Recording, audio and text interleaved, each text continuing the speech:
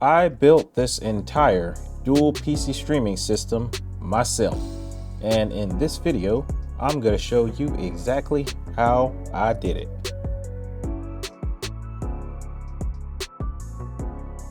But it didn't start like this. Hello everybody, and welcome to the Lab of LiDAR.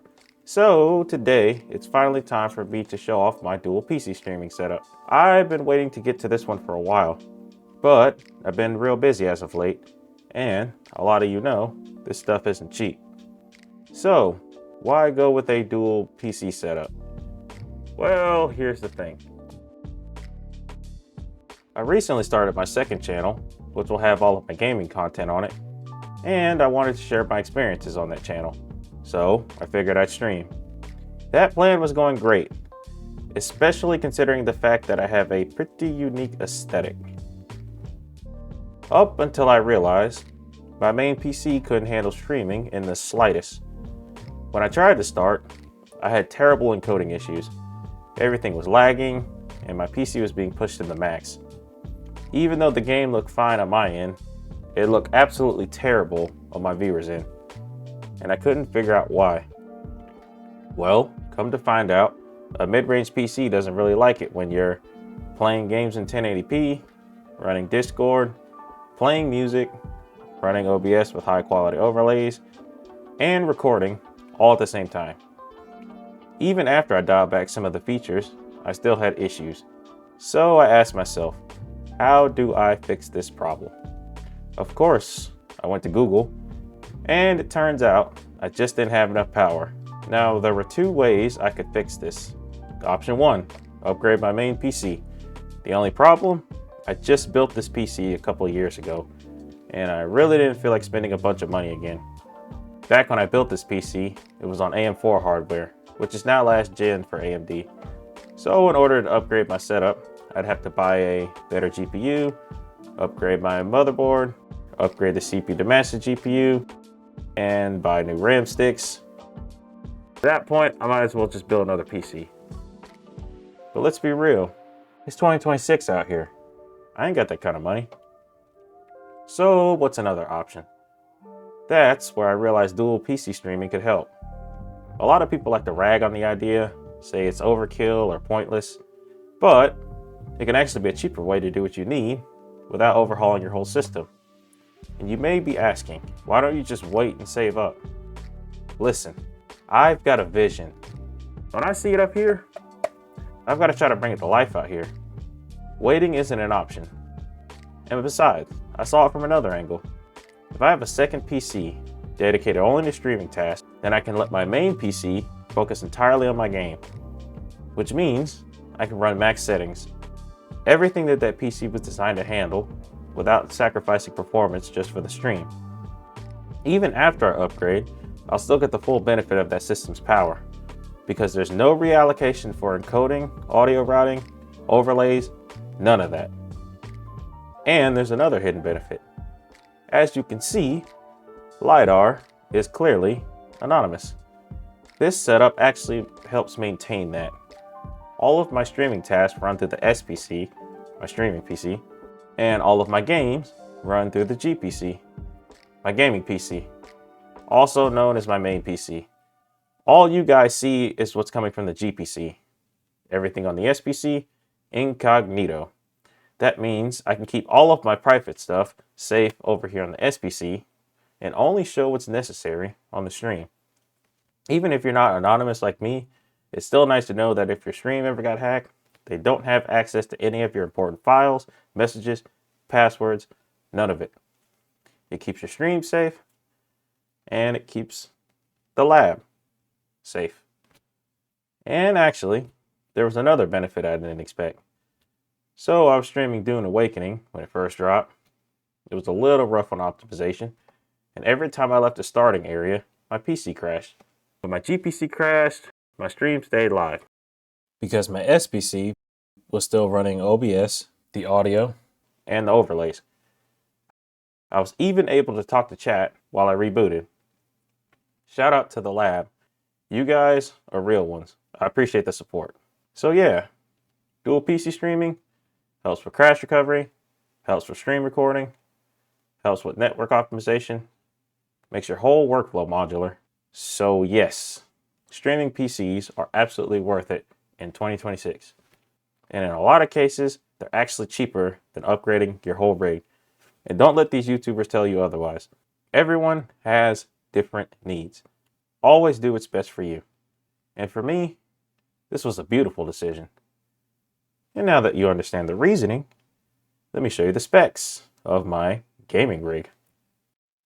Real quick before we get started, this video is broken into full chapters so you can follow at your own pace. Whether you're here for the full breakdown or just one section, you'll find clickable chapters in the timeline and the description. If you ever need to stop and come back, just remember what chapter you were on, and you can come right back and pick up where you left off. I built this video to be a full guide that you can return to at any time. Each part of the video will also show the current chapter name and number in the top left corner, so you always know where you are. We'll be starting off with the case. This is a CyberPower branded mid-tower ATX case with a tempered glass side panel. It's got a front mesh intake featuring triple RGB fans behind a stealthy tinted panel. There's clean cable routing and solid airflow with 2 more fans up top. Total cost, around $80. Although it was actually free for me, thanks to a good buddy of mine who gave me this whole case along with the fans and a few other components to help kickstart this whole build. I was technically supposed to play Destiny with him as part of the deal, but I never really could get back into it. But hey, he helped kick off this whole YouTube thing, so shout out to my boy. You know who you are.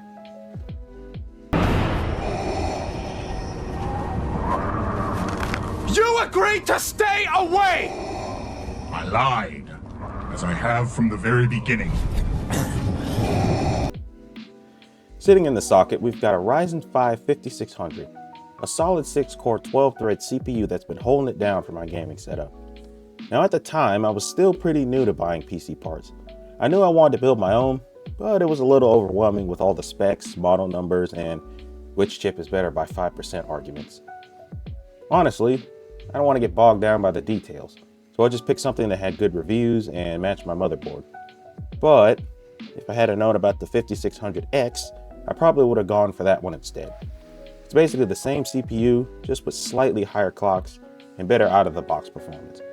That said, the 5600's been great. It's handled every game I've thrown at it, and it's paired really well with the GPU I'll show in a second. For cooling, I'm running a Cooler Master AIO liquid cooler. It came with the original CyberPower system I started with.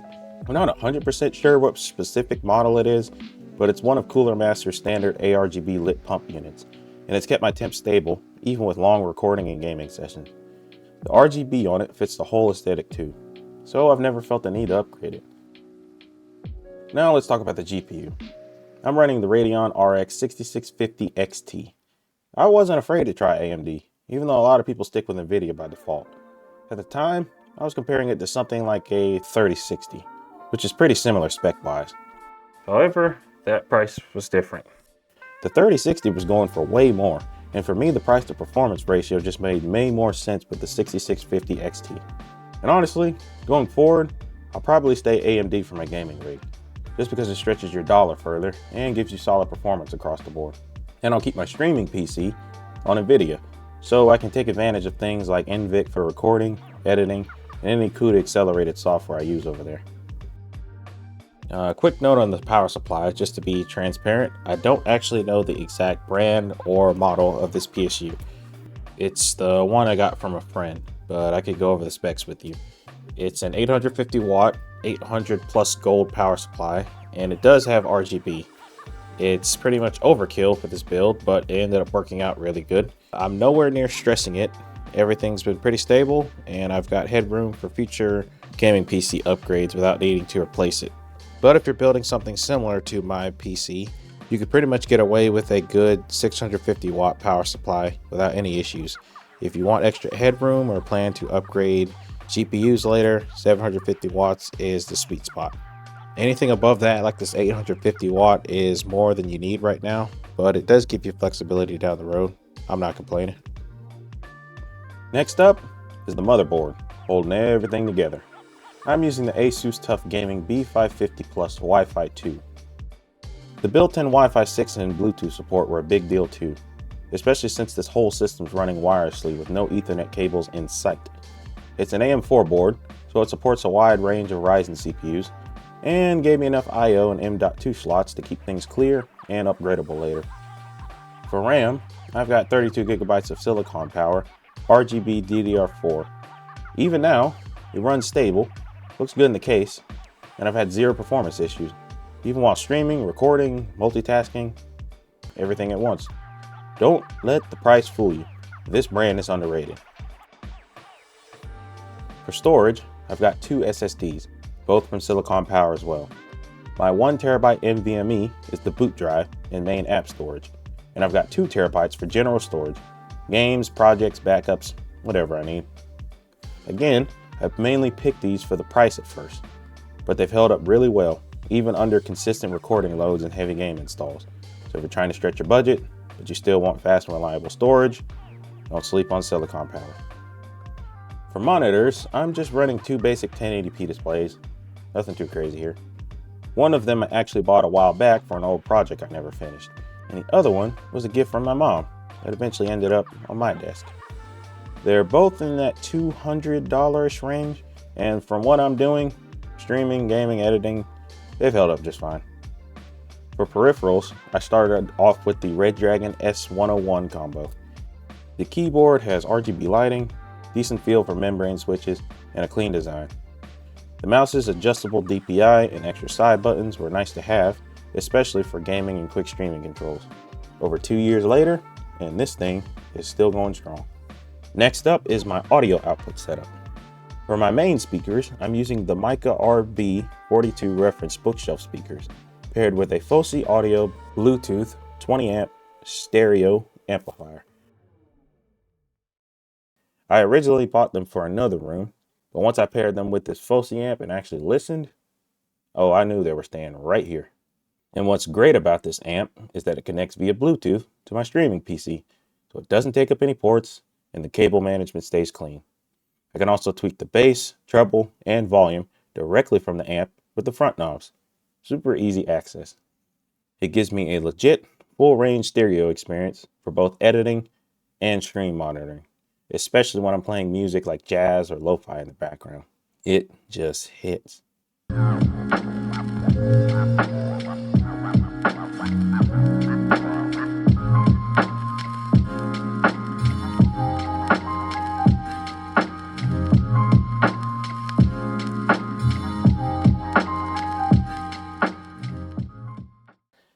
And for the headset, I was originally going to show off the Turtle Beach Stealth Max 600Ps, but as you can see, they actually bit the dust on me after 2 years. So I swapped in the new Crysenix wireless gaming headset. I got the white version with RGB, and these are actually way better and way cheaper than my other ones. The white finish and RGB lighting also look cleaner in my setup. And not gonna lie, no harm, no foul on the Stealth headset breaking. Technically, I got those things for about the price of 12 chicken sandwiches. No, seriously. Back at my old job, I had a friend who knew a guy that had some headsets. And looking back in hindsight, yeah, that probably was a little shady. But let's just say this guy loved to eat. And your boy LiDAR, as a former Chick-fil-A employee, knows how to make a mean chicken sandwich. I used to sell them for like $5 a piece, so I convinced him to trade me the headset for 12 of them. He happily agreed. And well, now that the headset's busted, turns out I'm just down 12 chicken sandwiches. I'd say I got my money's worth. And all of this is sitting on my 7 Warrior L-shaped gaming desk. It's a 50-inch carbon fiber surface with plenty of room for my dual PC setup, monitors, amps, speakers, and still enough leftover space for tools or a camera tripod if I need to film overhead shots, or a place to set my fill lights, do homework, the whole works.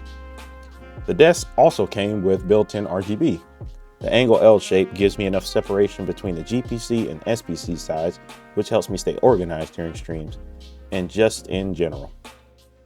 So the foundation of my streaming PC is the Dell Optiplex 7060 small form factor, which I picked up at Walmart restored for a solid deal. The case is nothing crazy, just a standard Dell Optiplex mid tower. It's compact, no glass panel, no RGB, but that's kind of the point. The SPC does not need to look flashy, it just needs to do its job and do it well. Next up, we're going to talk about the GPU on the streaming PC. I'm running an Asus Dual GeForce RTX 3050 overclocked edition, paired with a Glowtrends 400mm PCIe riser cable. Now you might be thinking to yourself, why would you put a GPU like that in a tiny Dell Optiplex? Well, you don't, at least not inside it. The Optiplex 7060 is a small form factor case, and that form factor means absolutely no space for a full-size GPU like this. So what did I do? I modded it. I cut a small slot in the top of the case and routed the riser cable through it. Then I 3D printed a custom GPU housing that mounts the card on top of the case. Now this housing, it's got front intake ducts and internal clearance for airflow. But I did put the intake ducts on the wrong side, and I also forgot to add a hole for the DisplayPort cable. So I had to Dremel one in, and technically the air flows on the wrong side, but hey, it works. And it looks way cleaner than just having a card dangling or zip tied like I was thinking. We'll call it a LiDAR specialty. The best part, NVIDIA on the streaming PC, AMD on the gaming PC. Like I said, best of both worlds. Both is good. Inside, it's rocking an Intel Core i7-8700. It's not the latest chip by any means, but for streaming workloads, it's perfectly capable. It has 32 gigabytes of DDR4 RAM, because let's be honest, 16 gigabytes does not cut it anymore, especially when you're running everything streaming related at once. This was important for me since the SPC handles all of the multitasking. The Chrome tabs, the OBS scenes, the audio devices, the plugins, they all add up fast. And I stuck with the stock SSD that came with it for my boot drive and stream tools. It's a 512 gigabyte SSD. This whole system came ready to go, and since I wasn't planning on doing any gaming on this machine, I didn't need a monster CPU or GPU. I just needed reliability and room to grow. And this Optiplex absolutely nailed it. Oh, and the peripherals are nothing to write home about. They're just a standard keyboard and mouse that came with this computer. I plan on ditching this setup soon anyways for a KVM switch that will let me switch my Red Dragon between the two PCs. So for now, this is fine. All right, now let's get into the part that actually connects both of these systems, the capture card. For this build, I'm using the Elgato HD60X, a USB-C capture card that supports 1080p 60 recording with full pass-through, low latency, and no compression issues. It was designed specifically for things like this: dual PC streaming, consoles, and even high refresh rate pass-through if you're gaming on a 120 Hz monitor. This card is plug and play once you've got it wired up right. You won't have to mess with it again. It runs smooth, and the pass-through doesn't add any lag to your gaming monitor. Now, let me show you the connection stack that ties everything together on the SPC side. Starting with the Anchor 4 port USB 3.0 hub. This is what I've got plugged into the back of the streaming PC. This one hub is doing a lot of work for me. Plugged into this hub, I've got my Elgato HD60X capture card, an Amazon Basics 3.5mm aux cable, my Logitech Brio webcam, and my Seagate 8TB external HHD, which I use for video storage and project backups. This hub did a lot more than just expand USB access. It plays a critical role in both thermal protection and port management. By plugging everything into this, instead of the back of the SPC's panel ports, I can keep my sensitive components away from the heat exhaust zone, and I free up a lot more space. So using a 2-foot USB extension not only gives me flexibility in the cable routing, but it also extends the life of my gear. The Ugreen USB to audio adapter converts a USB port into a 3.5mm headphone or microphone jack, basically acting as an external sound card. Now at first, I bought this thing thinking it would fix an annoying buzzing noise in my stream. Spoiler alert, it didn't. But I did end up keeping it for a different reason. This adapter actually gave me an extra line out port that I can use. That way, I don't have to sacrifice my front panel jack in case I need to use some headphones to monitor my audio when editing. But more importantly though, this adapter ties into the ground loop isolator that I'll mention next, which did fix the buzz. The Poseidon ground loop noise isolator. This tiny piece of tech eliminated a subtle but constant buzz in my audio caused by something called a ground loop. It's basically when two connected devices aren't grounded evenly and a static hum or interference gets introduced into your audio chain. So I inserted this between the U-Green adapter and the line-in jack on my GPC, and instantly the buzz was gone. It's plug and play and it works wonders. And then I also have a 3.5mm Amazon Basics aux cable running from the ground loops isolators port to the gaming PC. We'll go into further detail on how this connection actually works later, but for now, just know that this cable is what links both systems together for audio. I'll break down exactly why I need this link between my GPC and SPC once we get to the section on Voicemeeter Banana and we go over the full audio routing setup. Just keep this in mind for now. The Logitech Brio webcam is also connected here, and this is my camera of choice. Funnily enough, I actually got it from my mom. She was about to return it because she preferred using her phone instead as a webcam, which ended up being a huge blessing for me. Not only did I get a free Brio, but it turned out to be exactly the one that my setup needed. This is because the Logitech Brio is a 4K capable webcam, but it has fantastic color depth and HDR support. And what really makes it shine is how well it performs in low light conditions. That was a huge win for me because my channel leans into darker RGB lit aesthetics, and this camera handled the floodlight colors, transitions, and ambient lighting pretty much flawlessly. I also run custom settings for sharpness, temperature, saturation, everything to lock in the look of my channel. And it integrates cleanly into OBS. It doesn't have any overheating, no weird dropouts. It's just a solid professional level webcam that fits the lab perfectly. The Vader 4 Pro is a tri-mode controller, meaning it works with wired, Bluetooth, or a 2.4 GHz wireless dongle. You can use it on the PC, Steam Deck, Switch, Android, iOS, pretty much anything that supports X input, which is extremely versatile for a single pad setup. What really sets this apart is the force adjustable Hall effect joysticks. These magnetic sensor sticks don't suffer from stick drift and give you a super smooth, precise feel, and you can actually adjust the tension on them even mid-game to match how tight or loose you want them. The triggers and buttons are solid too. It runs a 1000 Hz polling rate, whether you're wired or wireless, so that means you have extremely low latency input, and the whole package feels really responsive and premium in hand. There's also customizable RGB lighting and adjustable vibration strength. For the price, this controller is kind of a steal if you want something that feels better than a standard Xbox style pad, but hasn't got the crazy price tag of the super premium models. We have the Seagate.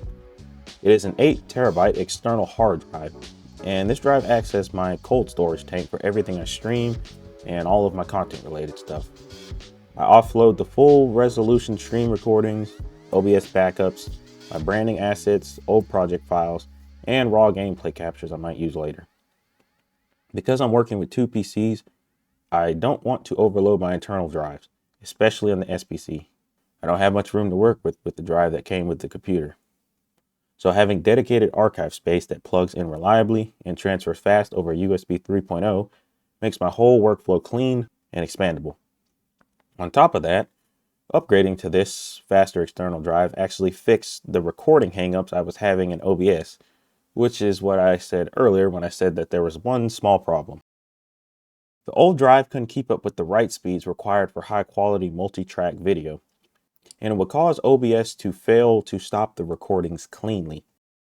Basically, it would hang up on stop recording, and the only way I could stop it is by going into the internal settings, and when I did that, sometimes it wouldn't save the video at the right space, or it was a little weird. But now, with higher sustained write speeds and more free space, this drive handles everything smoothly. even under heavy capture loads.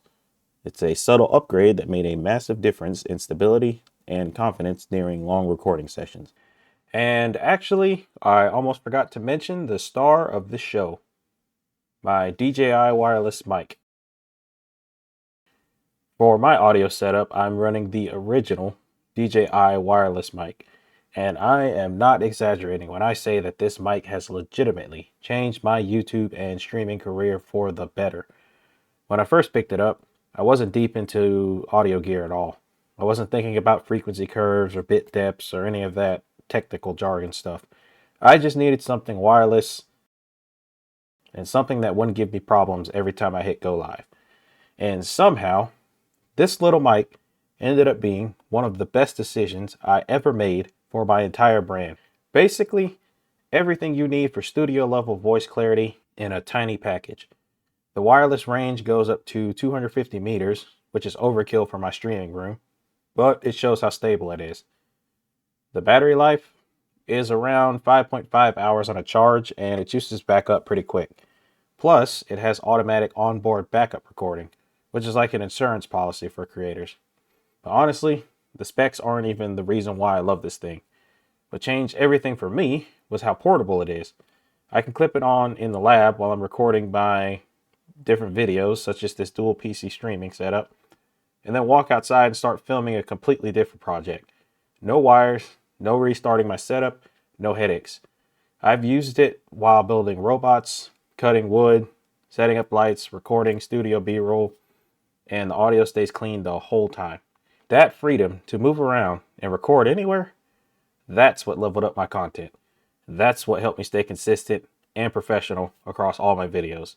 This mic has basically become my voice in the lab, on stream, and out in the real world when I'm working on new projects.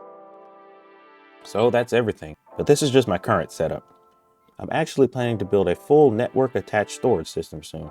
Something that'll let me offload video files from both PCs, access projects across my network, and keep everything backed up automatically, even remotely if I want to.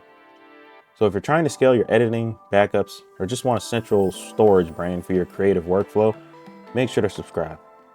Because that NAS build video is coming, and it's going to be amazing for anyone looking to future-proof their setup, or just have higher quality storage. Also keep in mind that none of these products in this video are sponsored. I pay for it all with my own money, but this information is still worth sharing with you all.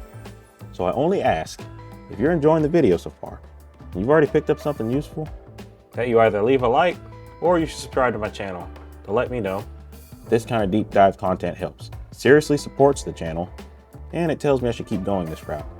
But if you're not feeling it, man, don't worry about it. Y'all know I still got you. Now that should cover just about everything in my setup. But hey, if you saw something I didn't mention, first check the parts list in the description. If it's not there, feel free to drop a comment, and I'll make sure to get back to you. That's what the lab is here for. Collaboration. Now keep in mind, this setup didn't happen overnight. It's the results of years of deliberate planning, saving, and making intentional decisions. I am not rich. I'm just a full-time college student, working a full-time job, trying to chase a vision. I've been blessed to still live with my parents, which helps, but I still have bills, responsibilities, and a lot on my plate. The point is, one step at a time. You don't need to rush. You don't need everything all at once. What you do need is consistency, patience, and a clear direction. Over time, those small steps can add up to something amazing. Whether it's building your dream setup, starting a new hobby, or launching something that you've always wanted to try, you, my brother or my sister, can do it. And you can do it successfully. Just remember, in today's fast-paced world, it's easy to feel behind. But remember, the tortoise still wins the race.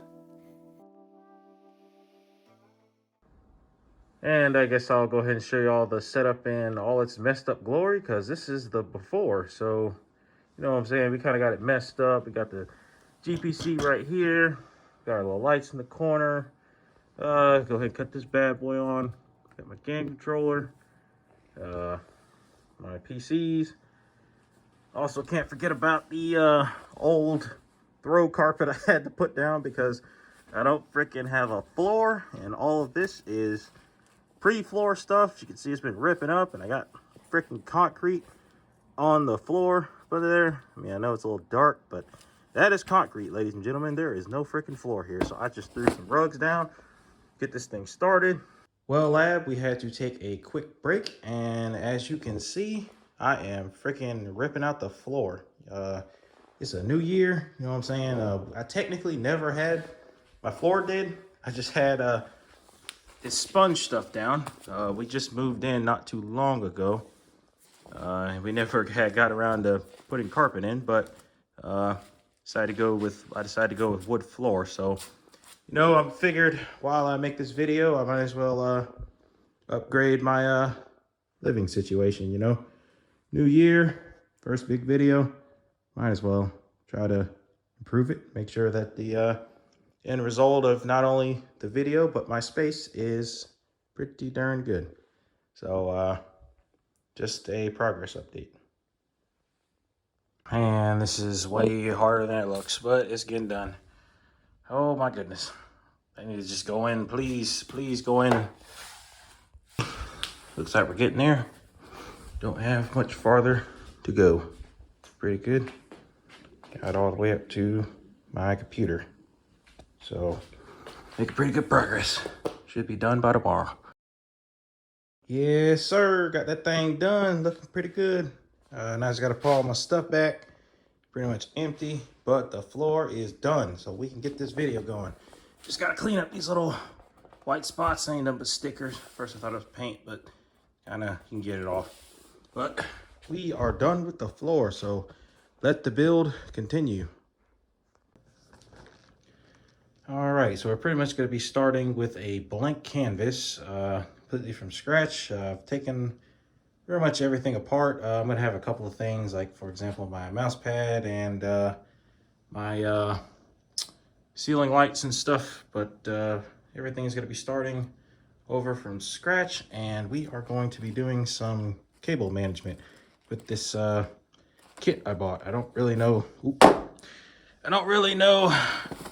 exactly everything that's inside it, but this should cover us. So I'll be showing you some cable management as I plug up all of the things for my setup. All right, starting with my computer, I'm going to take my Wi-Fi module and plug it up into the motherboard right here. Then I'm going to take my power cable and plug it up into that outlet over there. Then I'm going to take the power cable for my monitor, and we are going to plug it up into the back of it. After that, I'm going to get the HDMI cord for the monitor and plug that up into the back of it.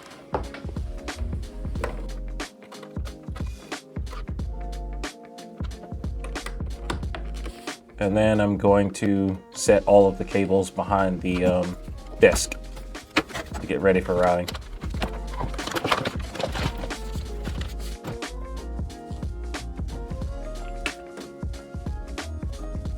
Then I'm going to run them to the power strip and the back of the gaming PC.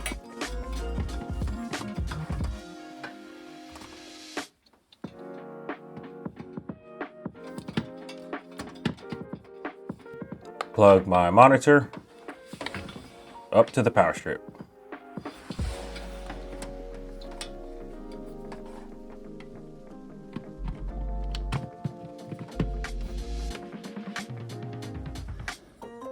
Next, let's get our keyboard and mouse set up.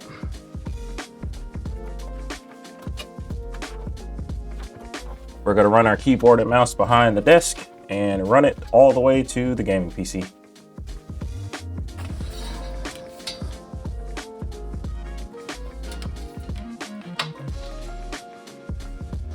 Plug it up right here in the back of the motherboard.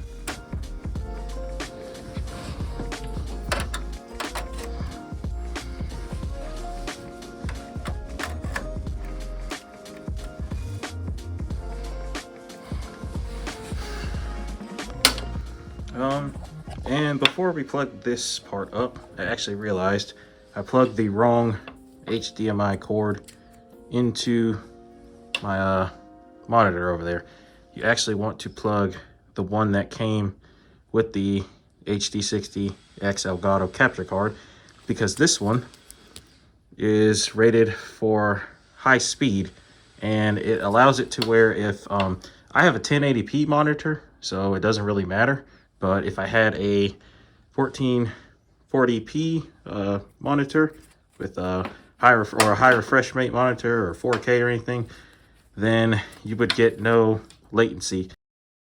So you want to use this cable into your monitor, and then you want it to come from your monitor to this box, and you want it to go to HDMI output, because that right there, your monitor is the output. So that's why you want it to go to HDMI output. Over here on HDMI input, that is going to come from your main computer's or gaming PC's graphics card. So you're going to want to plug it directly from this graphics card into the input port here. And this USB-C right here is what streams all of this data that's in this capture card over to the SPC, which I don't have plugged up yet, but we're going to get that squared away. But I just wanted to explain that because sometimes it's a bit confusing, and I'm going to show you how to plug it up also, because people don't like to show that on the internet for some reason. So I got you.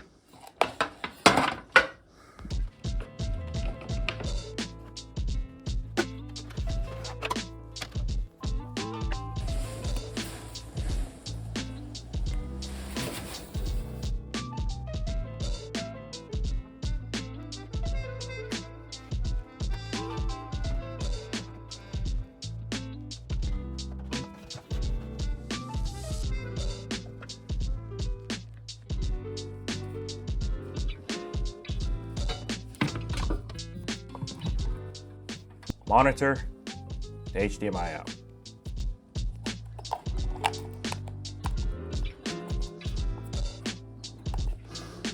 And then this USB-C goes into here, and this end will go into our SPC over there, which I don't have done yet, but we're getting there. So just leave this on the ground or something.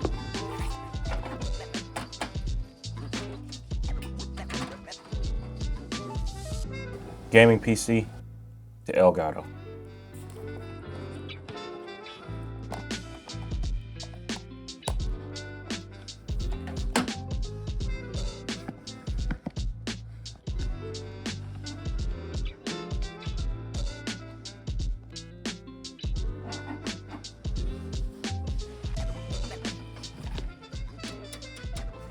Right here at the graphics card, you want to go into your whichever port.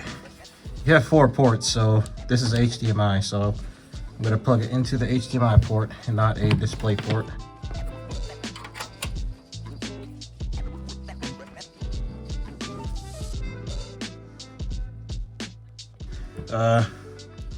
One of these ends will be over there, so we can drop one. The other end, see this blue port right here? You got a green, you got a pink, and you got a blue. Blue is for inline cables. Green is for headphones, and red is for microphones. This is an inline cable that will allow us to hear that over there. So go into blue, just like that. I should also mention that these ports are actually, this is, I know you can't see the inside of this, but this is actually my motherboard. So all of these ports are where my motherboard is connected. And down here, that is the graphics card. So it looks a little different on the outside of your PC, but if you guys ever have built one or you plan on building one, you'll realize that that's where all of these ports come from. I know that's kind of not as helpful to this, but I thought it was a pretty cool fact to know because I didn't realize that that's where all this stuff came from until I built this one. But just a little info. So we're going to start by plugging up the power cord from the SPC into an outlet. Let me just turn this so you can see the back of the PC. Go from you. Gosh, it's hard to see with this mask on. That is embarrassing. Okay, it's upside down. Put you back. And I will plug you up above my router. There we go. And we have some light in the back, so it is powered on. You can feel the fans too.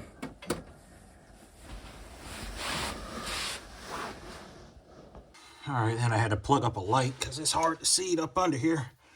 But you want to go 3.5 millimeter aux cable to your ground loop isolator. Bang, just like that. Don't bend it like I did. If you don't have the U-green adapter, you either want to go into this green port on the back of your computer. But for this Dell Optiplex, for some reason this doesn't work, which I've done research. And sometimes they just have this port here, but they don't have it wired right, or for whatever reason. But if your green port's not working, flip this around real quick. Oh my gosh, don't tear it up. Please don't tear it up. Okay. And if you notice, might have to zoom in. Yeah, a little fuzzy, but you can get to see it. If you notice this right here, the symbol, that is your headphone jack. If your green port in the back ain't working, look for a headphone jack. And if you plug it in here, boom, accomplishes the same result. So either go for your green port or your headphone jack. However, if you do have the please do not knock this freaking camera over. Come on, LiDAR. I'll be doing that. All right. If you do have the adapter, like I do, you plug it back in. Remember, green port, not pink. Ignore pink. Green port. Then you want to find you a USB port on the back of your computer. If another tip, if your USB devices don't have blue on it, don't plug it into these blue ports if you can help it. You want to use these regular USB-A's on your regular ports, because you want to save these for your USB 3.0 stuff, which is the stuff that uses a faster connection than your average stuff. So that way you don't use up all of your good ports. Like, these are good, but these are higher speed. So make sure you use up the regular ones. And now we will have audio. We will be able to hear everything on this computer, on the other computer, which is extremely good. Okay, so after that, we are going to take this USB-C that I said earlier, which is our data cable, that sends all the data that is sent to this over to our SPC. So we're going to take this cable.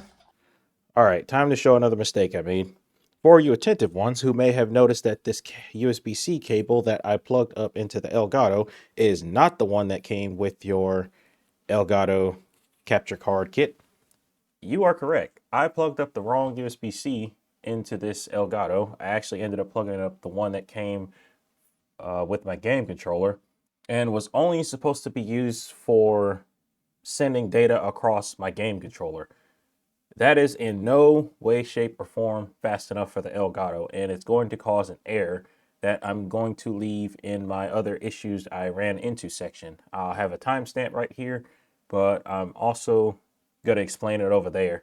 So basically, you want to make sure that you plug up the correct USB-C from the Elgato here, and not any random USB-C like I accidentally did when I got mixed up by taking all of the cables apart. Basically, the Elgato needs high-speed data transfer, and if you don't have a cable that can handle it, you are going to run into an issue. So just making a note on that. Take the other end, which is this, and we're going to route it over to the SPC. So let's have fun doing that. I know this looks exactly like the mess that I just had, and we're not doing any of our cable management yet, but I wanted to show you how to actually plug all of this stuff up first, because I realize that's going to be really confusing, and I kind of need to see where everything's going before I even figure out how I'm going to organize it. There's a lot more cables than you realize. In order to do cable management, you got to have a plan. Please don't knock over my camera. Oh, what?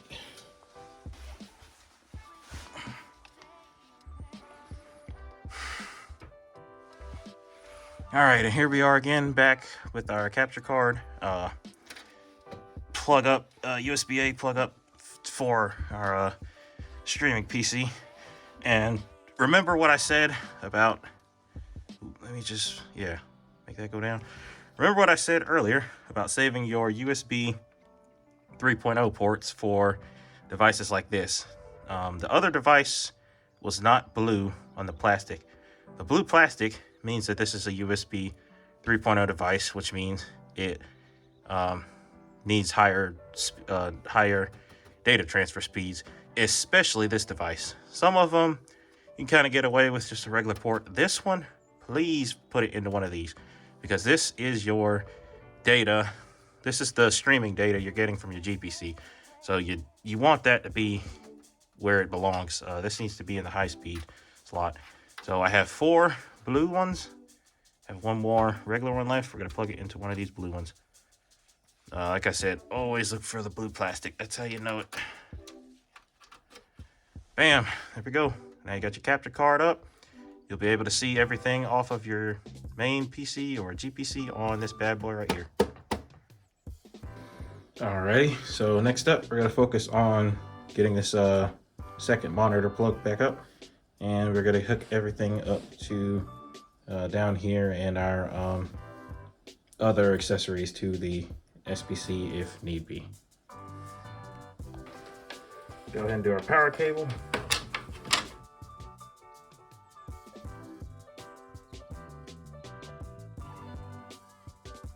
And I'm also going to plug up the power cable for my webcam. This is not the webcam I use. That is I'll be honest, it's a pretty garbage webcam. I tried to use it when I first started streaming and it was a no.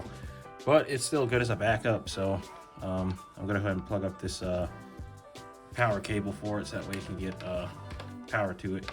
Still good to have as a backup.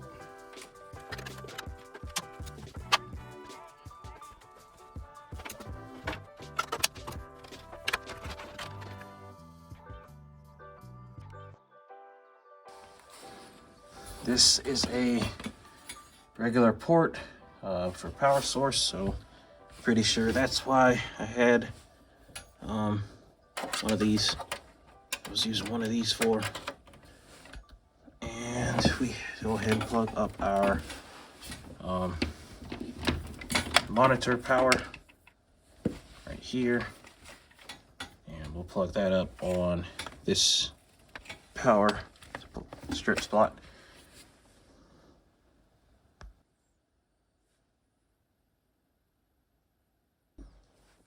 So now we're going to go ahead and plug up the DisplayPort cables. The reason I had to use these is I needed a DisplayPort monitor in order to plug up my graphics card to the monitor. Now, if you're not using the graphics card modification, your computer probably has an HDMI port, and that will work. DisplayPort's better anyways. It's faster, but my graphics card did not have a HDMI port, so I had to actually swap my monitors around. I was planning on keeping this one over here since it already has a webcam, and this one over here, but it kind of worked out good. I think this monitor is better for viewing, so I get a better experience when I'm playing my games, and I end up planning on getting a third monitor and putting it there anyways, but basically I had to use this cable for this one. So let's go ahead and get that plugged up.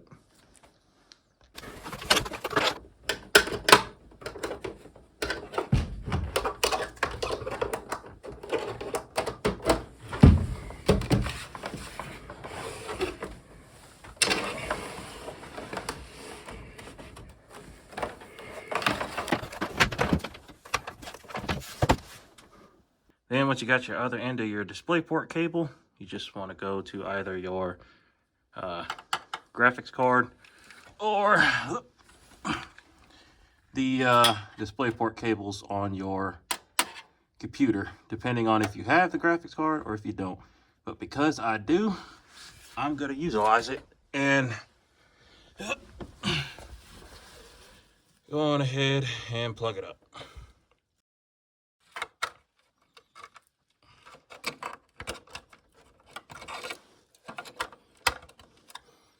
Bang, there we go. Ain't the prettiest, but it works. And that pretty much takes care of wiring up both of the PCs. So pretty much now all I have to do is get this hard drive squared away and all the other accessories, and then we are golden, other than I have to actually route all of the wires with the thing I bought, but we'll get there.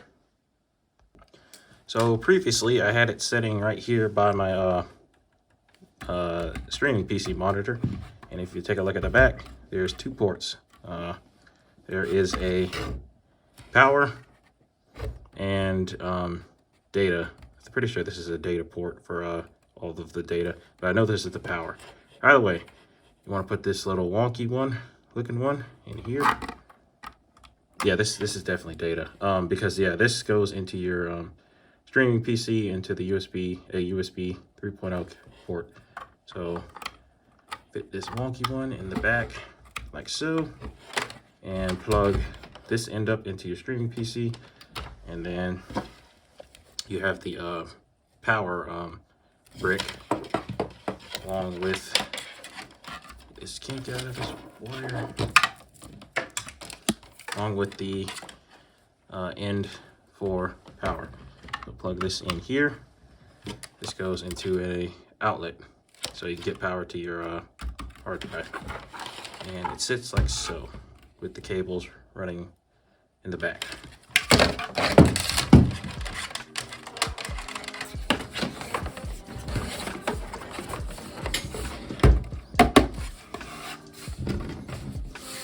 Looking pretty. So we want this blue one into a blue port back here. It's gonna go into one of my extra ones. Let me see, 1, 2, yeah, that's enough for my keyboard and mouse. I always want to keep my keyboard and mouse like on the computer. That way if anything goes wrong with this adapter here, for whatever reason, years later, it doesn't mess with that. And that's probably a good reason why I should plug this directly into the computer. I forgot to show plugging up the Anchor adapter, but basically you will want to plug it up into one of those blue ports and you'll get some extra USB 3.0 ports. And we have a problem with this big old brick, because I have one here and running out of ports on this bar, so I'm probably gonna have to move whatever this is up and then unplug my router and move that up, and then we're gonna flip this one, this bad boy, around this way and hope that it goes. Ooh, kind of tight fit. Okay, maybe unplug this, flip this one around this way. Ooh, that's not fun. How did I do this earlier? I know what I did wrong. I need to plug this this white block up top, because I'm getting power on my desk, because I have a outlet up there that I plugged up right here, and I need to plug that up on my desk so I can get room to fit one of these, or in there. So let me, man, this camera's hard to, yeah, let me unplug that and put one of these up there, and then let me put that up top. Okay, and yeah, we fixed it. I kept that puck there, didn't move it. It's actually good that it's covering the turn off, so that way I don't accidentally hit it with my foot and cut it off. But depending on how cable routing goes, this may not even be on the floor anymore. So I do have one extra port right there for now. I don't know if it's going to be there, stay there. My hard drive is in the wall because I definitely don't want to ever lose power to my hard drive on accident. That is not good. You don't want to ever have any variables on that because you can lose data. And then I plug my light up over the top of that. So here we go. All right, so here's the amp. I already have some speaker wire cables hooked up to it, which I did back when I set this thing up. I had to make some wire length and then put the ends on it. And once you do that, you got your power. So we're gonna plug that to power, and then we're gonna plug these two ends up to both of our speakers. And this one's a lot longer because I have speakers over there.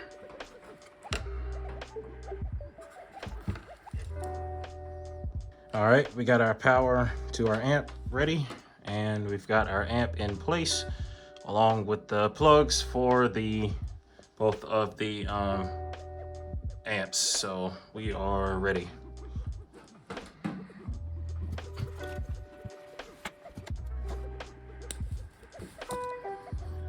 Man, this is hard to do with one hand.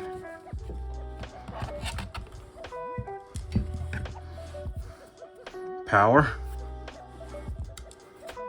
Off, on. Red means it's not connected via Bluetooth yet, which is what we will be doing. Next up is this.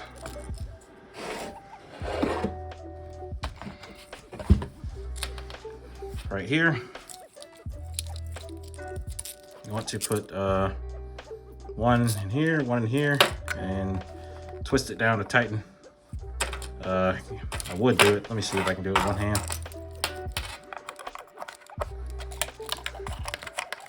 Loosen that up, put it in, tighten it down. Make sure that's in. Make sure this is tightened. Wait a second, I'm going the wrong way.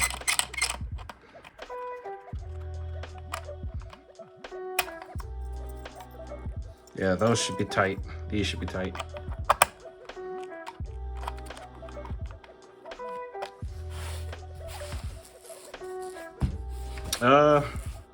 Actually just realized I have to undo that, put it back up here, but you got the gist.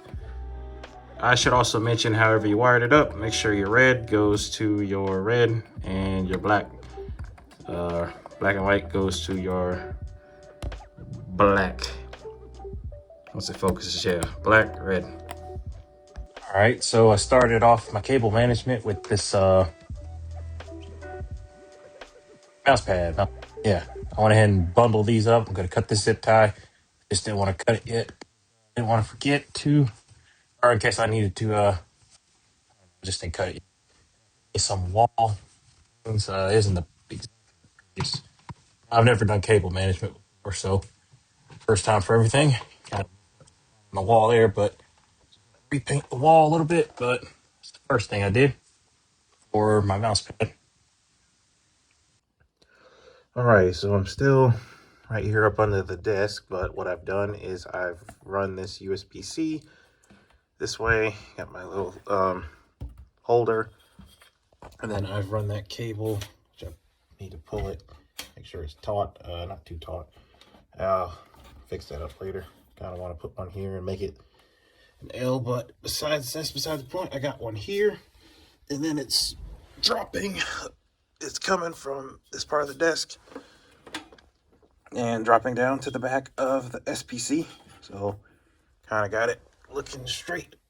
And then I've also taken the HDMI that goes to the monitor. I've wound up the extra zip tied. Ooh, it's a little, gotta block the shadow. It's a little awkward. There we go. Move my light. Zip tied them all together, and then I zip tied it again to. Oh, God dang it. Well, I have to hold my light, but I basically zip tied it to here. So zip tied it here, and then zip tied it to the desk Make sure it don't fall. Goes up to the computer. Temporarily use the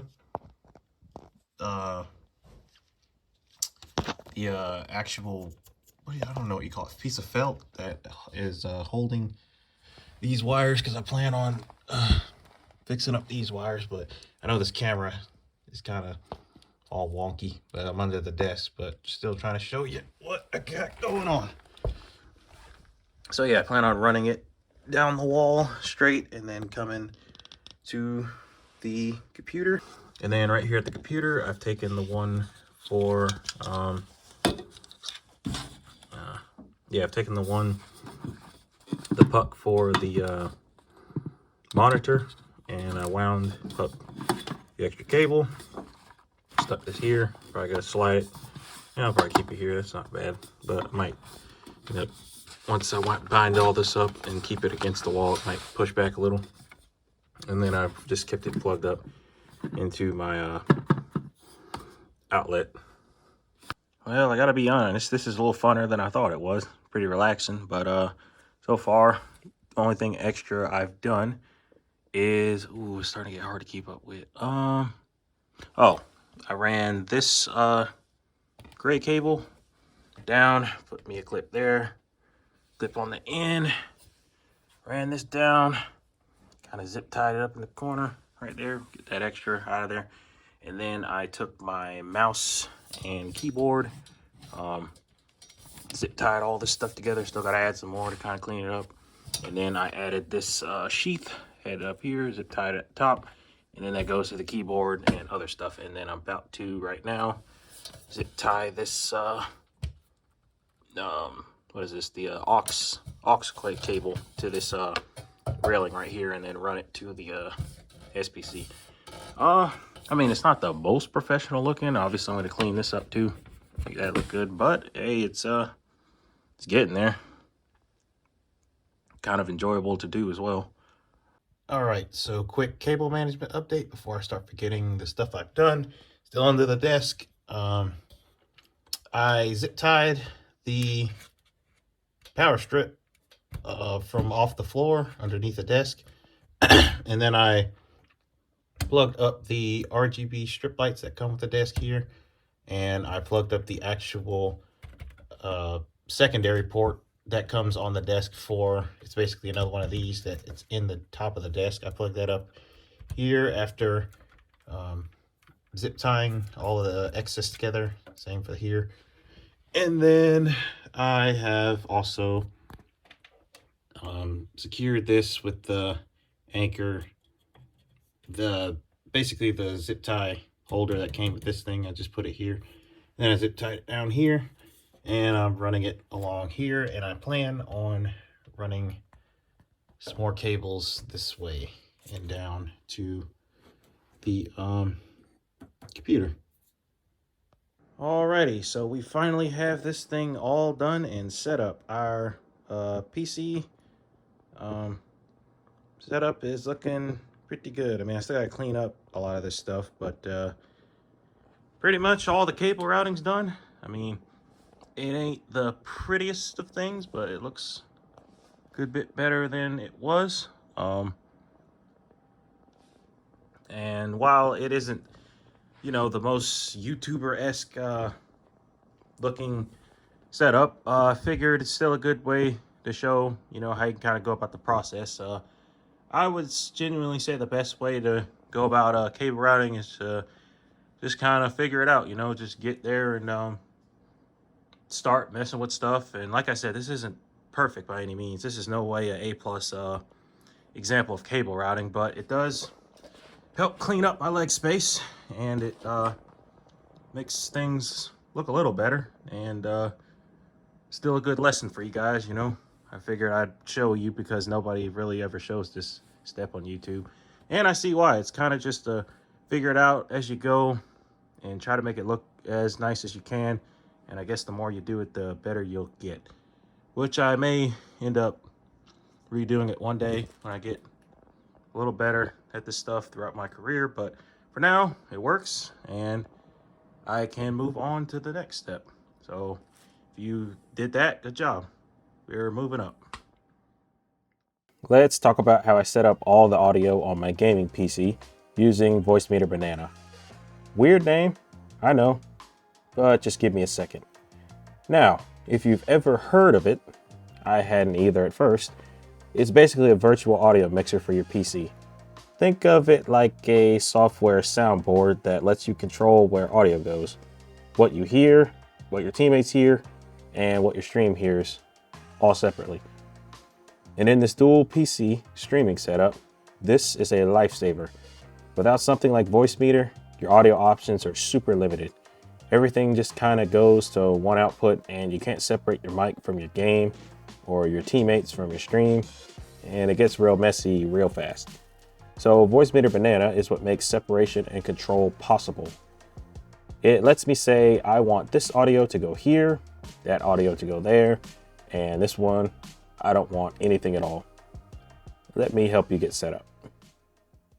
So the first thing you're going to want to do is head over to your browser and download Voicemeeter Banana from vbaudio.com. You can either follow the link here or I'll have it posted down in the description. Once you're on the page, scroll down until you see Voicemeeter Banana zip package right here. That's the latest version. Go ahead and click on download and it should start here relatively immediately.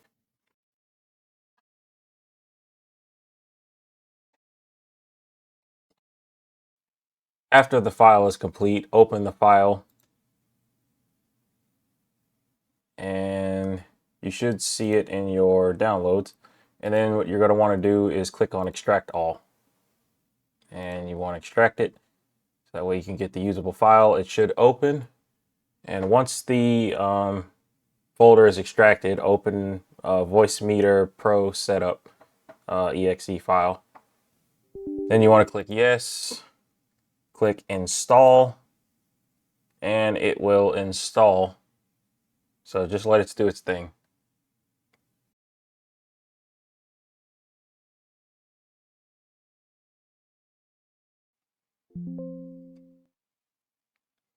All right, installation is complete and successful. You must restart your computer to finalize installation. So you'll need to go ahead and restart your computer. I'm using a virtual machine, so I'll just restart it here. But on yours, you would just do the typical restart. Voicemeeter needs a clean reboot in order to hook into your system's audio properly. So let's go ahead and restart.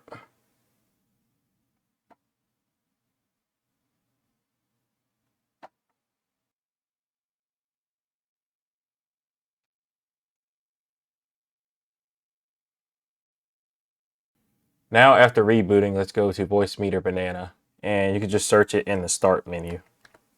Should be right here. What you want to do is right click it and then open file location. Right click here on the highlighted file and go to properties.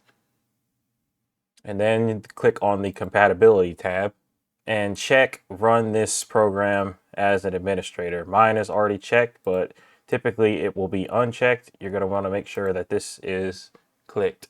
Hit apply and then OK.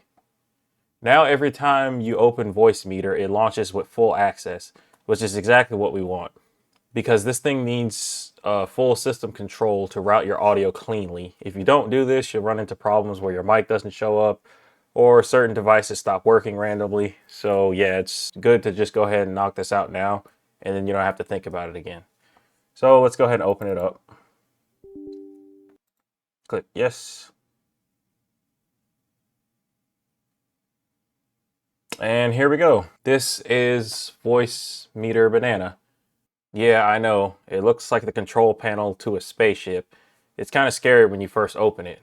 I remember thinking the same thing. But just bear with me for a second. I'm going to walk you through all of the stuff that actually matters. Once you understand what you're looking at, the whole thing starts to click. So I've gone off of my virtual machine and I've gone to my real one. That way you guys can see in real time how I actually set it up. The first thing we're going to do is set up the hardware outputs. That's right up here in the top corner. This is where you tell Banana, hey, send this audio to my headphones, my speakers, or whatever else I want to hear through. So let's go ahead and click on A1, and you'll see a list pop up with a few different options like WDM, KS, MME, and ASIO. Here's what you need to know. WDM, or Windows Driver Model, is usually the best option. It's low latency and it's very stable. This is what I'm using for my outputs. KS, or kernel streaming, has even lower latency, but it can be finicky or not work with certain devices. MME is the most compatible, but it's also the highest latency. I don't recommend it unless nothing else works. And ASIO is for pro audio gear like studio interfaces and mixers. So unless you're doing music production or running a DAW, you can skip it. TLDR, just go with WDM if you're not sure. That's what I use for everything in this setup. Now, let me guide you through my A1 through 3.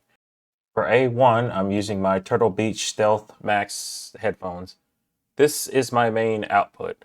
I use it when I'm gaming, editing, recording, basically everything.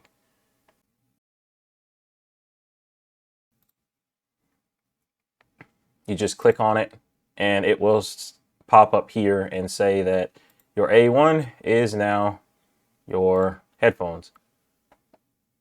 For A2, I've got it set to the HD60 Elgato capture card. This sends audio to my streaming PC so I can hear exactly what's going into OBS. If you're using a dual PC setup like me, routing audio to your Elgato is a must. So we do that just by clicking it, and you can see it pops up here. And finally, for A3, I've got my Foci Audio Bluetooth amp connected to my bookshelf speakers. These are great for chilling when I don't feel like wearing headphones. I leave A3 on whenever I'm coding, doing homework, cleaning up the lab, or just relaxing. So we click here for that. Now, quick tip. If you plug in any of these devices after opening Voicemeeter Banana, like turning on your Bluetooth amp or reconnecting a device, they may show up red at first. I'm going to show you an example just by unplugging my headphone dongle. As you can see, it turned red. That just means they're not active yet. But don't worry, you can just go up to the menu and click on Restart Audio Engine, or for short, you can click Control-R on your keyboard. And boom, the device will connect without you having to restart anything. Before I knew this, I used to have to close it out and reopen it and do all that, but it's completely unnecessary. So like I said, this section, A1, A2, and A3, is what determines what you hear. So if something ever sounds off or you're not getting audio where you expect it, this is usually the first place you want to check. Next up, we're going to talk about our virtual inputs. So down here in the middle, you've got two important virtual input channels. Voicemeeter input, or VAIO. This is your main system audio input. Think of it as the default pipeline for anything coming from your PC, like your game, YouTube, music player, stuff like that. So I like to come up here and change the name of it to system audio so that I know what I'm working with. And all you have to do is come here, right click it, and then change the name. So I'm going to change that to system audio so I know that is what it is, and then you just want to hit enter to save.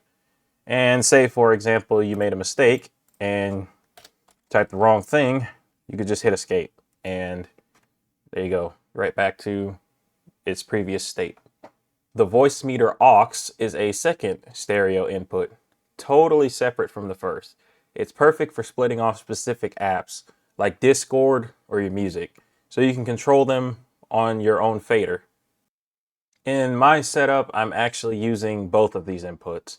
The main Voicemeeter input is handling my system sounds, things like my game audio, browser, and the Voicemeeter aux is specifically where I route Discord so that I can isolate my teammates' voices and give them their own fader. It's good for whenever I'm just playing offline with my friends and I'm not streaming, I'm going to show you what I actually do to properly route it when I am streaming to make sure that I don't get double audio. But this is just good for me personally. That means I can lower or mute teammates' voices without touching game volume, or I can record them on my own OBS audio track and make quick adjustments on the fly. We'll walk through how to split your apps across both inputs later using the Windows app volume and device preference settings. But just know that using both inputs is one of the biggest advantages of Voicemeeter Banana, especially in a dual PC or streaming focus setup. All right, now these buttons right here under each input channel, this is where the magic happens. These represent your hardware outputs, the devices that we set up earlier right here in the top corner. So when you click on A1 under a channel, it sends that audio to your headphones. If I click A2, it sends it to your Elgato capture card, and A3 would send it to my bookshelf speakers or whatever you have set up. For example, if I'm playing music on my main computer, that audio shows up right here in the system audio column. Technically, that's the Voicemeeter input channel. If I turn on A1, I hear the music in my headphones. If I turn on A3, it plays loud through my bookshelf speakers. And if I turn them both on, as I have here, then I can hear it and it plays out loud in the room at the same time. It's super powerful. You can route audio to different pieces depending on how you're working in the moment. Now for B1 and B2. These are virtual audio buses, meaning they send the sound to other apps or systems, not just your ears. B1 routes the audio to Voicemeeter output, which shows up as a microphone device in Windows. This is useful for games that only listen to your default mic. I'll show you how to set that up later. B2 sends audio to Voicemeeter aux output, which is another virtual mic. This is helpful if you want to send a separate mix to something else. This is the real power of Voicemeeter. You can break up your audio however you want and route it like a pro. And of course, alongside these dials, you have an audio slider that lets you adjust the gain of this column. So you can adjust how loud you want each source without going into Windows directly. Also over here on the left side of Voicemeeter, you've got 3 different stereo hardware input channels. This is where you connect physical devices, things like your mic, your inline cables, your USB gear, etc. This is how I have mine set up. Normally, in the beginning, you would just see 3 different stereo inputs, but what I've done is I've set up the first strip as my headset mic, the one I use to talk to my teammates on Discord or in games. On B1, I've got B1 on because I need this mic to be picked up by certain games that use the system default microphone. I do not have A1 on because I don't need to hear myself right now. But you could turn A1 on if you're doing mic testing or need live monitoring. It's helpful for dialing in your levels. B2 is not used here because I'm keeping that off since I'm not routing this mic anywhere else. This column is used just for comms on this machine. Clean and simple. But here's a little bonus I found while using this setup. Restarting the Voicemeeter audio engine actually helps my wireless headset connect instantly after a restart. Sometimes these headsets struggle to pair with the dongle right away, and before I realized this trick, I used to unplug and replug the dongle manually, trying to time it just right with the headset power on. But now I just restart the audio engine and the headset locks in every time. No more dongle dance. And as for the second input, which I have named SPC audio for me, this is where things really start to come together in a dual PC setup. And before I explain that line-in cable to you, I should probably show you how to properly set up the audio so that way you can see it and it will make more sense when you set it up. So we'll do that first. First thing you're going to want to do is go to your sound settings by clicking here on this sound icon, and then going to your right clicking and going to settings. You can also just go to your settings, and if you're in home, you can search sound, go to sound here, or as it just took me to system and sound. After all of that, I already have it set up, but you're probably going to have it on Windows default. You don't want it on the default because you can't control the default, and we already have Banana set up. So what you're going to want to do is make sure that your output here is the same as this system audio that we already have set up, which is the Voicemeeter input.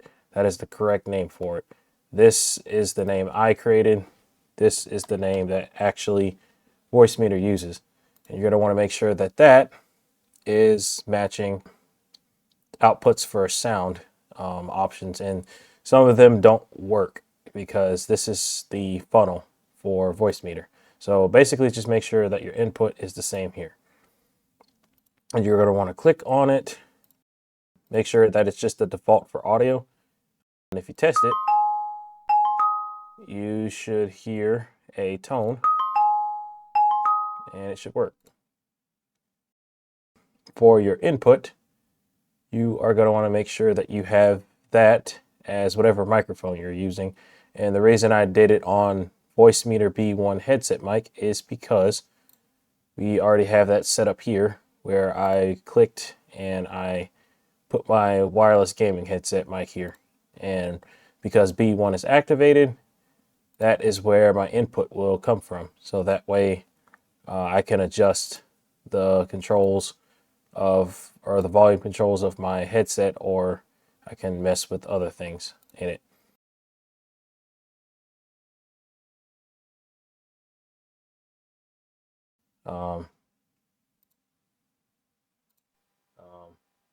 Yeah, if you click start test here and you talk into it for a little bit, you should get a recorded sample that you can play back. And you talk into it for a little bit, you should get.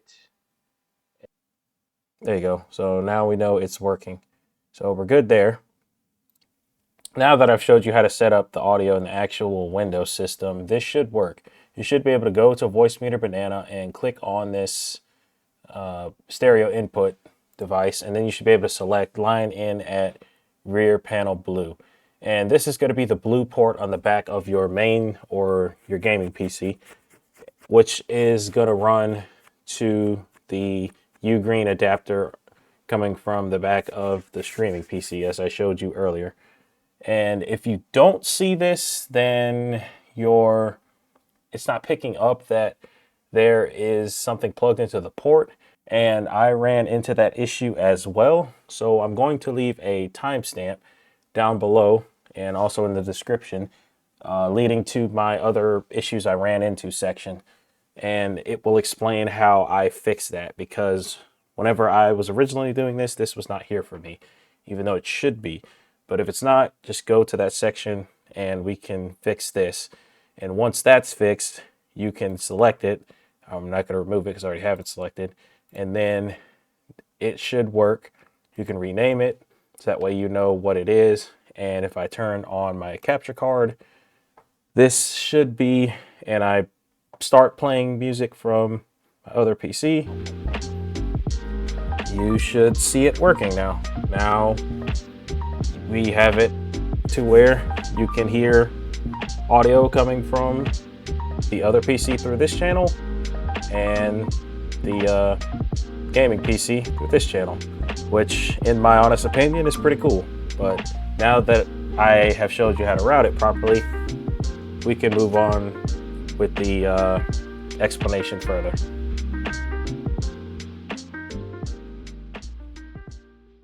This channel is connected to my streaming PC using a 3.5mm stereo cable plugged into the blue inline port on the back of my gaming PC, as I've showed you earlier. I've named it SPC Audio for me because that's exactly what it is.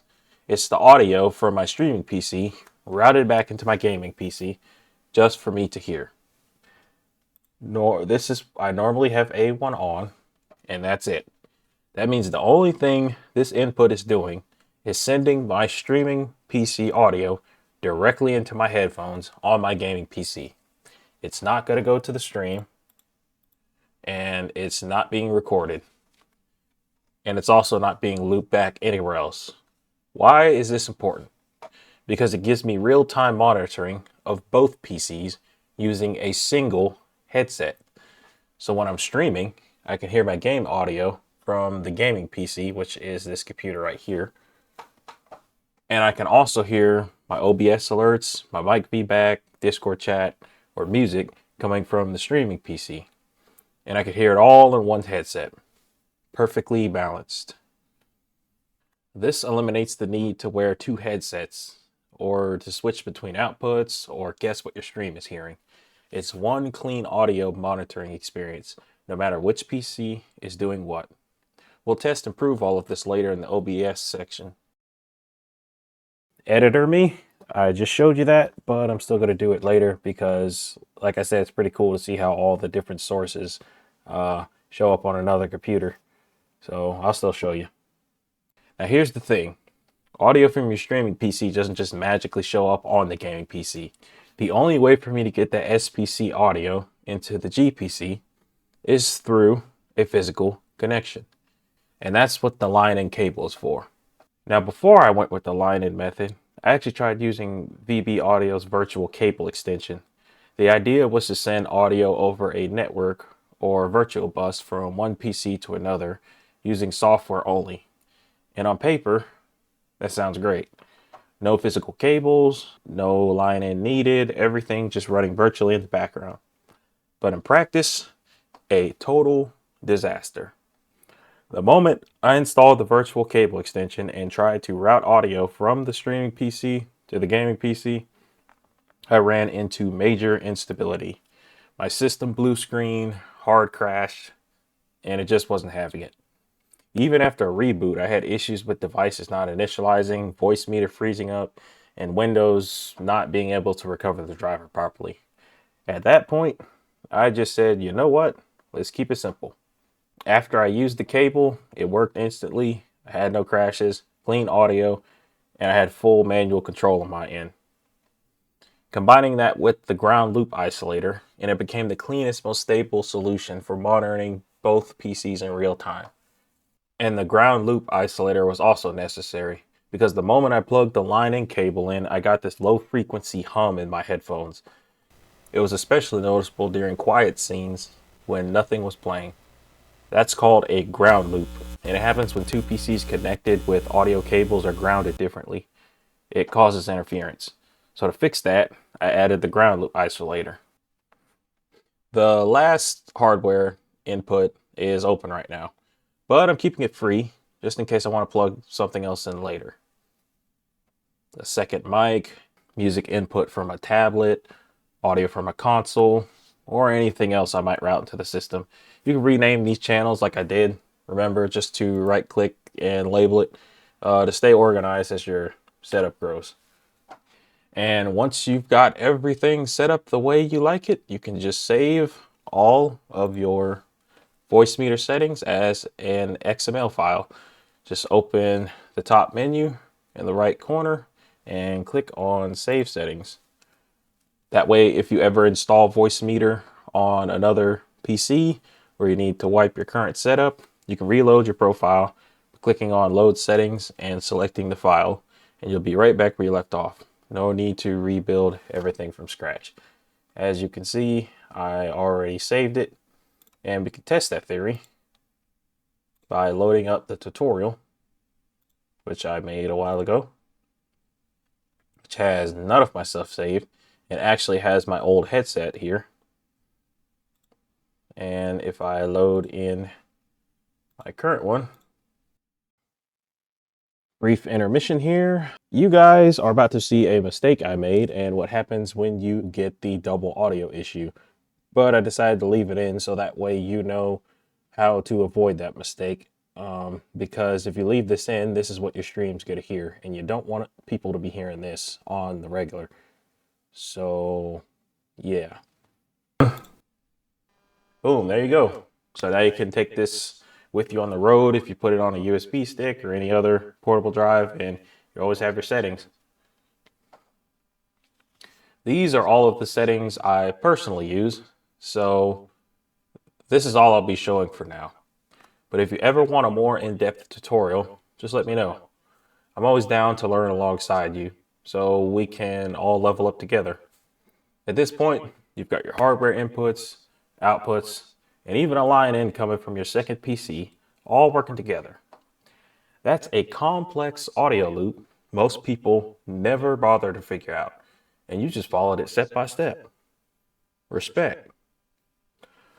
A lot of people probably would have started with OBS, but for me, Voicemeeter Banana is actually the easier part, especially if somebody walks you through it the right way. That's why I started here. And the cool part is, once we hit the tap test later, you'll see exactly why we did it in this order.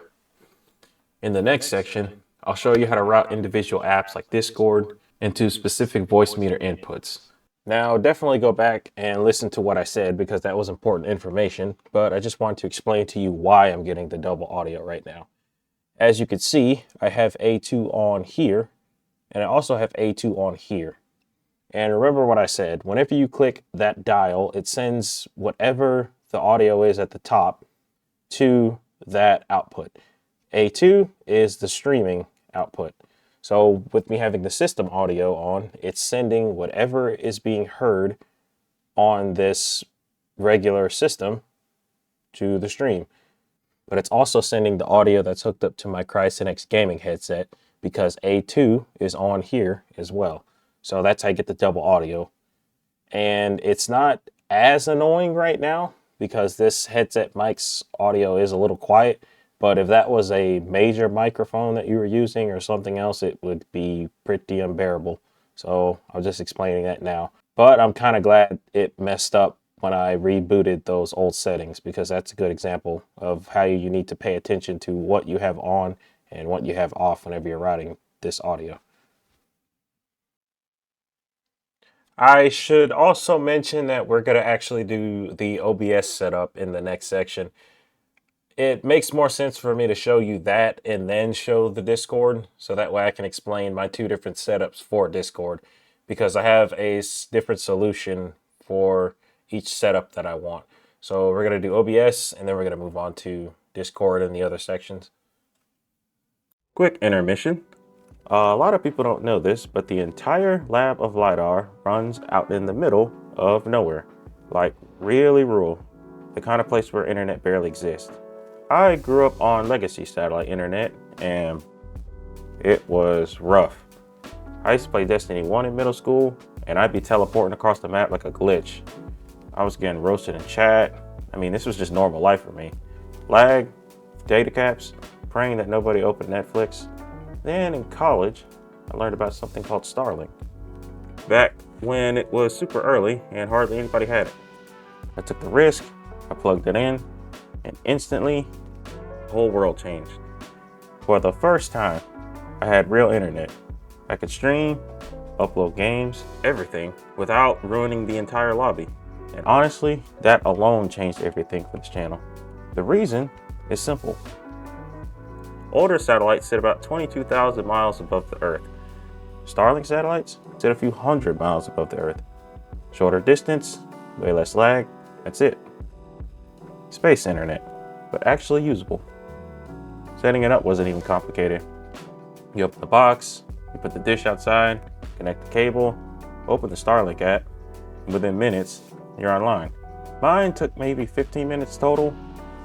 These are my real speeds out here in the sticks. Around 250 down, 20 to 30 up, and 40 milliseconds of ping. That is crazy for rural satellite internet. So if you want to try Starlink for yourself, I do have a referral link.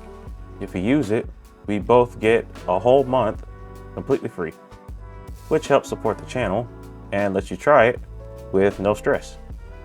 Starlink didn't sponsor this video, but it did give me a way to build this studio and share these projects with the world. And honestly, that means a lot. So if you feel like supporting, make sure to click the link in the description or scan the QR code right here in the top left corner. All right, let's get back to this video. Okay, so I think the next best thing to show you to download should be OBS. You're going to want to download this on your SPC. So we're going to act as if I'm over there, and I'm going to show you how to get that set up. So we're going to start by going to obsproject.com/download, and you're going to see this website, and you're going to click on download installer based off of which system you have, and your download should start here. Once it is finished downloaded, it will show up in your downloads folder. You just want to click on the installer, select yes, and then click next to continue, next, install, and it should run through the install process.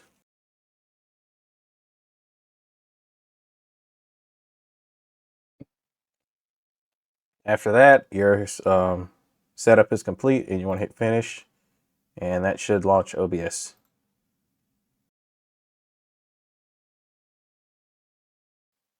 You could hit update now, but for now I'm going to hit skip version, although you should try to get the latest changes.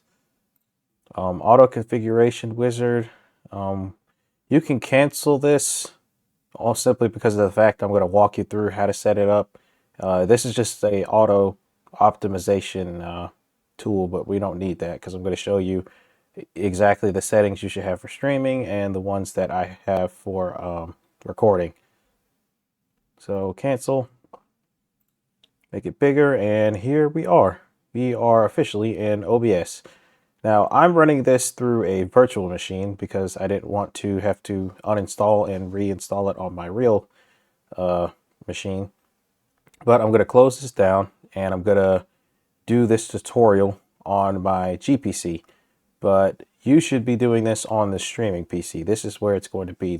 I'm simply doing it here because I have a fresh canvas on this one, and I can look at what I already have on my streaming PC and just copy it over here. So everything I'm about to do in OBS should be done on your streaming PC. Just keep that in mind. And here we are. We are now in OBS in the real one, not the sandbox. That way I can actually show you how I set this stuff up. And I'm going to walk you through everything that I have, so that way you can have a similar setup to mine.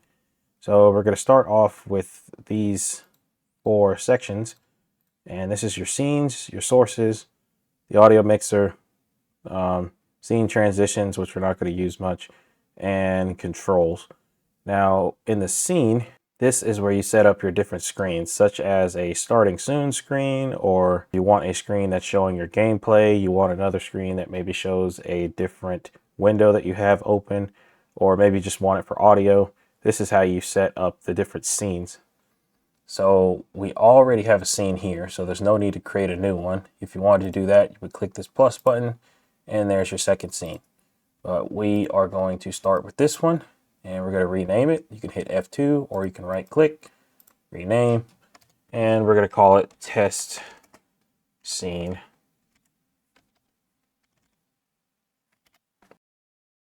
And this is our scene.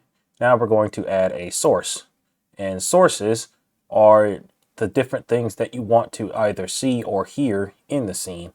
So for example, I am currently talking through my DJI mic, but I could set it up for another mic here to practice with. So if you want to do a microphone, you would select audio input capture. Why is that? Because a microphone is you're inputting your voice into the microphone and it's capturing it. So we're going to just rename this mic, and we are going to select B1 as our microphone, as that is the device that I have selected here in my Voicemeeter audio, which we showed earlier, that is connected to my mic. So when I click OK, you can see the audio bouncing up and down. That is showing that it's working. And I could do the same thing. I can add a source for either a display capture, a video capture device, a window capture, a game capture. We're going to do display capture, and that will show you what that does. We're going to leave it as that. And once display capture comes up, you can do the capture method as automatic and then select a display to capture. And boom, there we go. Now I can see what I'm doing because I selected display capture. So now it's going to capture my screen. And if I close this out, it's actually going to capture what's being seen right here. But because this is all on one computer, that's why it's doing this vertigo effect, because it's capturing this screen, which is then capturing this screen, which is then capturing this screen, and you get it. It's just a whole effect. But what it's actually doing is capturing everything that you're doing. So you kind of got to be careful with that, especially on stream. That's another reason why I like to have the dual PC. This account right here, I try not to put any of my personal information on it. That way I don't accidentally dox myself or do something crazy. So this actually helps. The dual PC setup actually helps you also avoid that whenever you're doing display captures or anything like that. Another thing we can do is we can add a source for music. So if you have your own music, you can click on media source and we'll just call it test music. And then you can go to a local file and select a music track that you've downloaded. And if you want to loop it, like say if you're doing a stream and you want it to keep going, so that way you don't, when the song ends, it starts over, you click loop, okay. And then we can do advanced audio and monitor and output. And there you go, we got some music.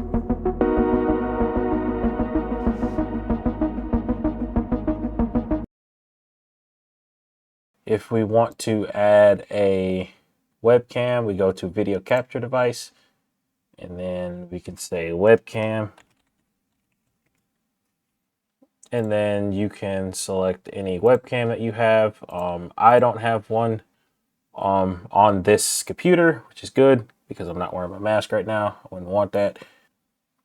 You basically would just select the webcam you have, and then you can pretty much leave these settings all the same, unless you want to go into detail on changing those. But typically I try to do that in like the webcam software, so that way it matches up and it doesn't mess up here. And then you just click OK, and then this would be a webcam, and you can always adjust that by clicking on this red line and dragging and adjusting it.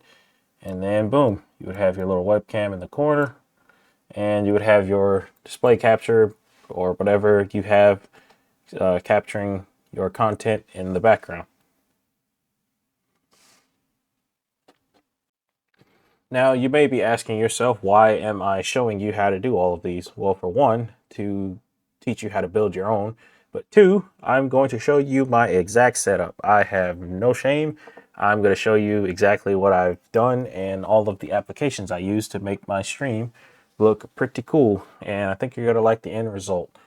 So let's go ahead and get started on that. The first thing I'm going to do is highlight all of these and delete all of this. I'm going to, we'll rename this later, but you're going to want to go have a scene selection, and you're going to want to click on new. And then I'm going to say tutorial scene collection, but I normally name it my YouTube channel name, but that's a good scene collection. And now whenever you do this, you should be able to switch between scenes that you want. So if you want a different collection of these scenes to be showing, you would just switch between all of these, and it makes it quick. And then you want to select profile, and we're going to create a new profile. Test profile. And what the profile does is keeps all of your settings. So everything here in the settings will be saved within this profile.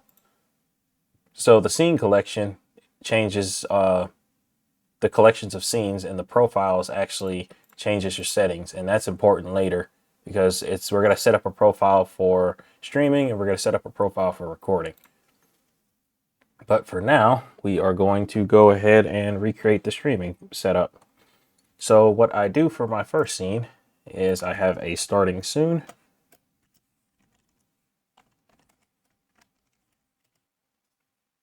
And that is my first scene. I'm going to delete this old one. And in this scene, I normally have my mic.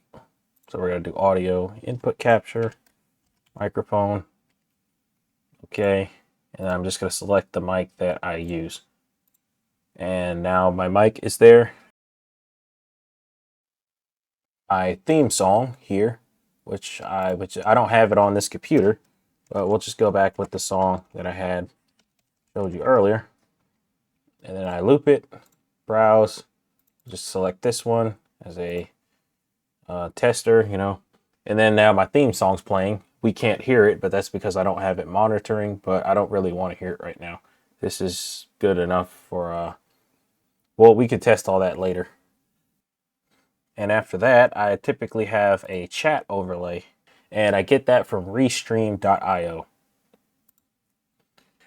Restream is a way for you to stream to multiple different channels. So I could stream to YouTube, I could stream to LinkedIn in this example, but I normally stream to YouTube, Twitch, and Kick. And I can do it all simultaneously at the same time without needing to set up a bunch of different sources in OBS, because my PC is not strong enough for that and it's a little too intensive.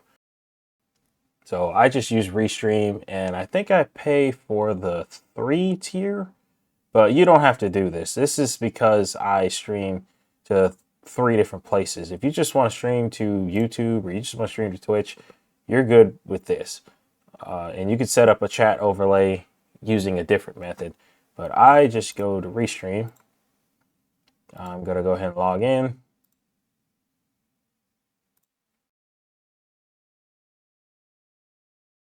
And once I'm logged in, here is my panel for Restream, where I have my streaming channel already connected. So once I've logged into here, I actually want to go back to OBS. And we're going to do File, Settings, and go to Stream. And this is where we're going to set up the service that we use to stream. So like I said, if you just do Twitch or you just do YouTube, they have it right here, and you can just select that and connect your account that way. But I use Restream. So I'm going to use Connect Account. And then I'm going to log in here. And once I'm signed in here, I click Allow. And now I have officially connected my Restream service to my OBS. And now all of these different docks,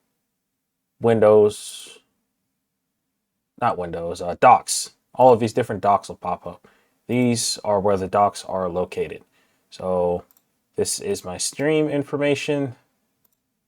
Here are my channels, which you can drag and drop these and place it in the panels. So I normally put my chat over here. And then I put my stream channel, if I can get it to not be weird. Yeah, I put my stream channels here. And then I go here to the side of this, make this as big as I can. And there we go. My Restream is connected with my OBS. So here I can see my chat whenever they're speaking to me. And this allows me to, whenever I connect all of my different channels, I can either send a message through here, or I can send it to my different channels. It allows me to see how many people are watching, how many different channels I'm streaming to, the works. And here I can, set up my different streams. I can do all that. I can add channels. I can change the titles, all that good stuff. But we want to have that chat overlay in the corner. So if I go back to Restream, and then I click on New Stream, and I go to Encoder, I should have my encoder here, which is sensitive information. So make sure that you don't let people see this, or your embed chat encoder, which we're going to click on embed chat. I'm going to have this blurred out, but this is the embedded link that you want. And then you're going to copy that. So click here, go back to OBS, go open up a browser source. I'm going to call this chat overlay. And then instead of having this URL, we are going to paste our Restream URL, the embedded one.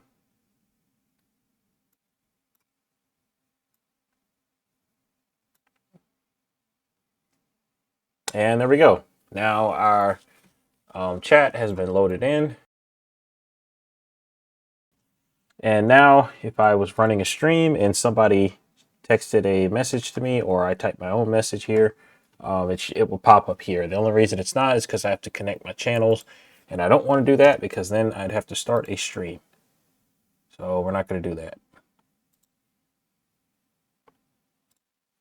And you have a bunch of different other settings here in the settings. You can customize the appearance, all that good stuff. And you can also do it here in the chat settings on the actual website. So now that we have that, the last thing I normally have on my starting soon screen is my spaceship overlay, which I get from Own 3D Pro. And if you want to see how it looks,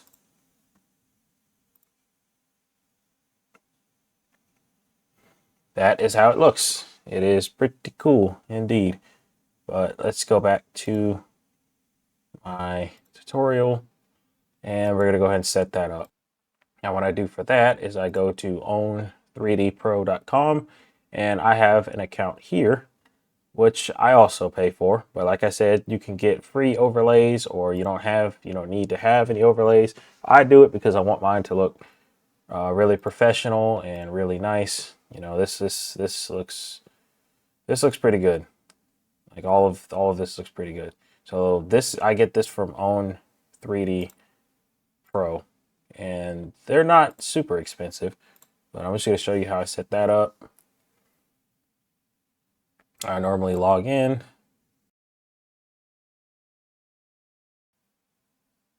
and then here is my dashboard. I just go to my scenes. I've already created one. If you want to learn how to do this, I can make another video, or you can go watch another video. This is kind of off topic a little bit, but basically what I would do after I do this is I'd get the OBS file. It would download the JSON, which it did too many there, but it would download that one. I would copy that over to OBS, and I would go to scene collections. I would import them, find the path, and then I would go to the downloads, select spaceship, import, and then go to scene collection. And it's called spaceship 2 because I already had one, but there you go. This is how it would look from scratch. Like I said, it's another video, but this stuff does look pretty nice, and that's how I set mine up to where I have some pretty nice overlays. And then technically, if you were going to go this route, you would actually want to import it first and then rename it to, you know, your tutorial scene collection. And then now it would be actually, you know, what we have here. And then you would do the stuff that I just did here within this one. And that's only if you want to go this route. You don't have to do all of that. It's just extra stuff. But it is nice to know that you can do that. So now that I have this, I'm actually going to work within this framing, because it just makes sense to, like I said, I'm going to show you how I actually have it set up for my stream. So I'll just rebuild those other things in here, and we'll start from there. So I've gone ahead and taken the liberty of renaming all of these scenes. Here's my starting soon screen, my full talking scene, which this would normally have my webcam, but we're going to set that up soon. my gaming and webcam screen. My webcam would be here. The game would be here. This is where I'd be talking to chat. I'd be right here. My chat's here. And my game plays down here. We have a be right back screen for when I have to leave. And a ending stream for when I have to go. So we're going to go ahead and set those up. So we're going to add our mic. And you could do add existing. You don't have to create another one. If you do this, it will pick up on that same mic, as you can see right here. So we are good there. And then we're going to add that chat overlay, which, like I said, we could just do add existing. We'll find it, click it, and put it here. Up in the corner right there is good for a good test. Also keep in mind, based on where you put this on the levels, is where it's going to be seen. So as you can see, if I move the chat here, it's above it. Actually, a better test would be to go here. That way you can see it. So as you can see, I have my chat overlay on the top, and that's where I would want it. Because if I put my chat overlay down here, you're not going to see it. It's still there. The eye is still there, so the icon's there. The problem is that this stuff is covering it up. So it's basically like paper. You want to put the one that you want to see on the top of the list, so that way everything's all in line. So we have our chat overlay, and then we're going to add our webcam.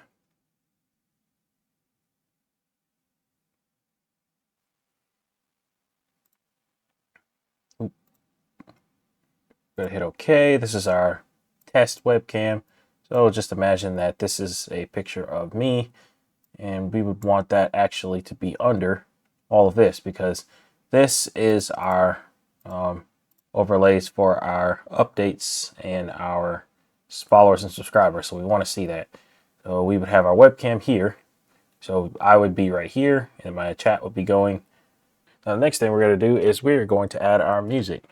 So you can do it through the browser, but the problem with that is if you are playing a video or something and you also have your music going, you can't silence them both. So it shouldn't be an issue if you don't just mind, doing what normal people do, clicking over to the thing and pausing the music.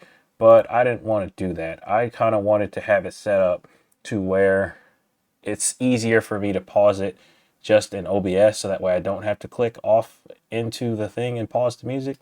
So I did it a little more complicated way, but it's nice. So what I actually did was a window capture. And we're going to call this music. And I selected a window to capture. Now, as you can see, Voicemeeter Pro is a window, so that's why that's an option. So what I did was I actually opened up, say I used a browser that I typically don't use. So I use Opera. I don't really use Chrome. So what I did was I'd open up a Chrome tab, and then I'd go to Epidemic Sound, which is what I use for all of the music in my videos and on my streams, because it is copyright free as long as I pay. So I log in.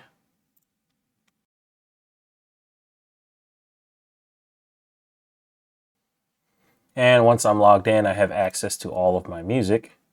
So I can go to my playlist. We can use the playlist here for this video.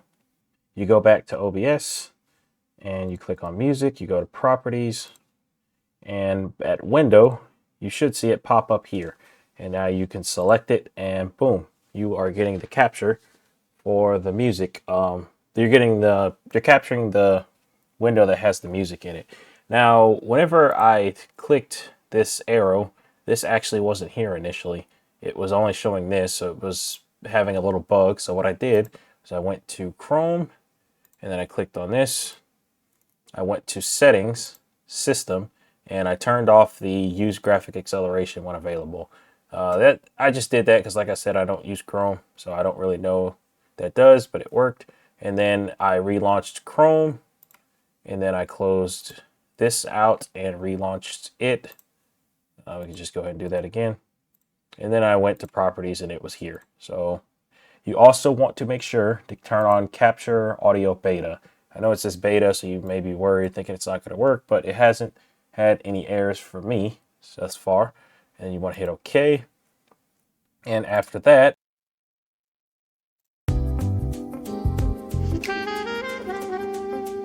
and there you go. As you can see, we got some music. It's a nice one at that.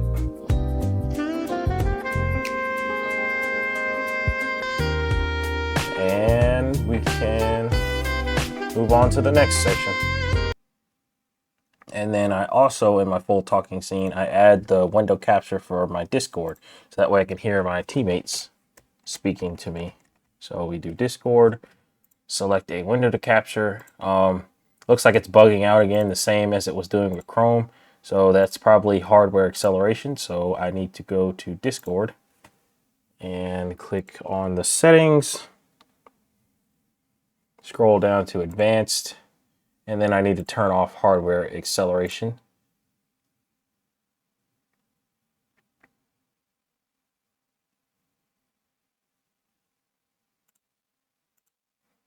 And then I will close this down.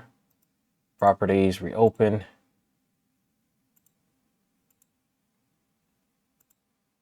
Let me try closing out Discord again, reopening it. So let's see if that fixed it, and there we go. I also realized that I had Discord minimized. You don't want to have it minimized like that because then OBS can't find it. You're supposed to be like out, and then you click on this, and then now, there we go, Discord. So then we capture the audio, hit OK, and now whenever my teammates speak in Discord, it will come up here. And we are going to want to put that at the bottom behind the webcam and behind the music, because these two are audio sources. So you really don't want it to be in front of your webcam, or else this is what you'll see instead of this.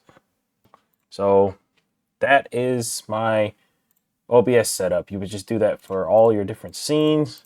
If you aren't using OWN 3D Pro, that's fine.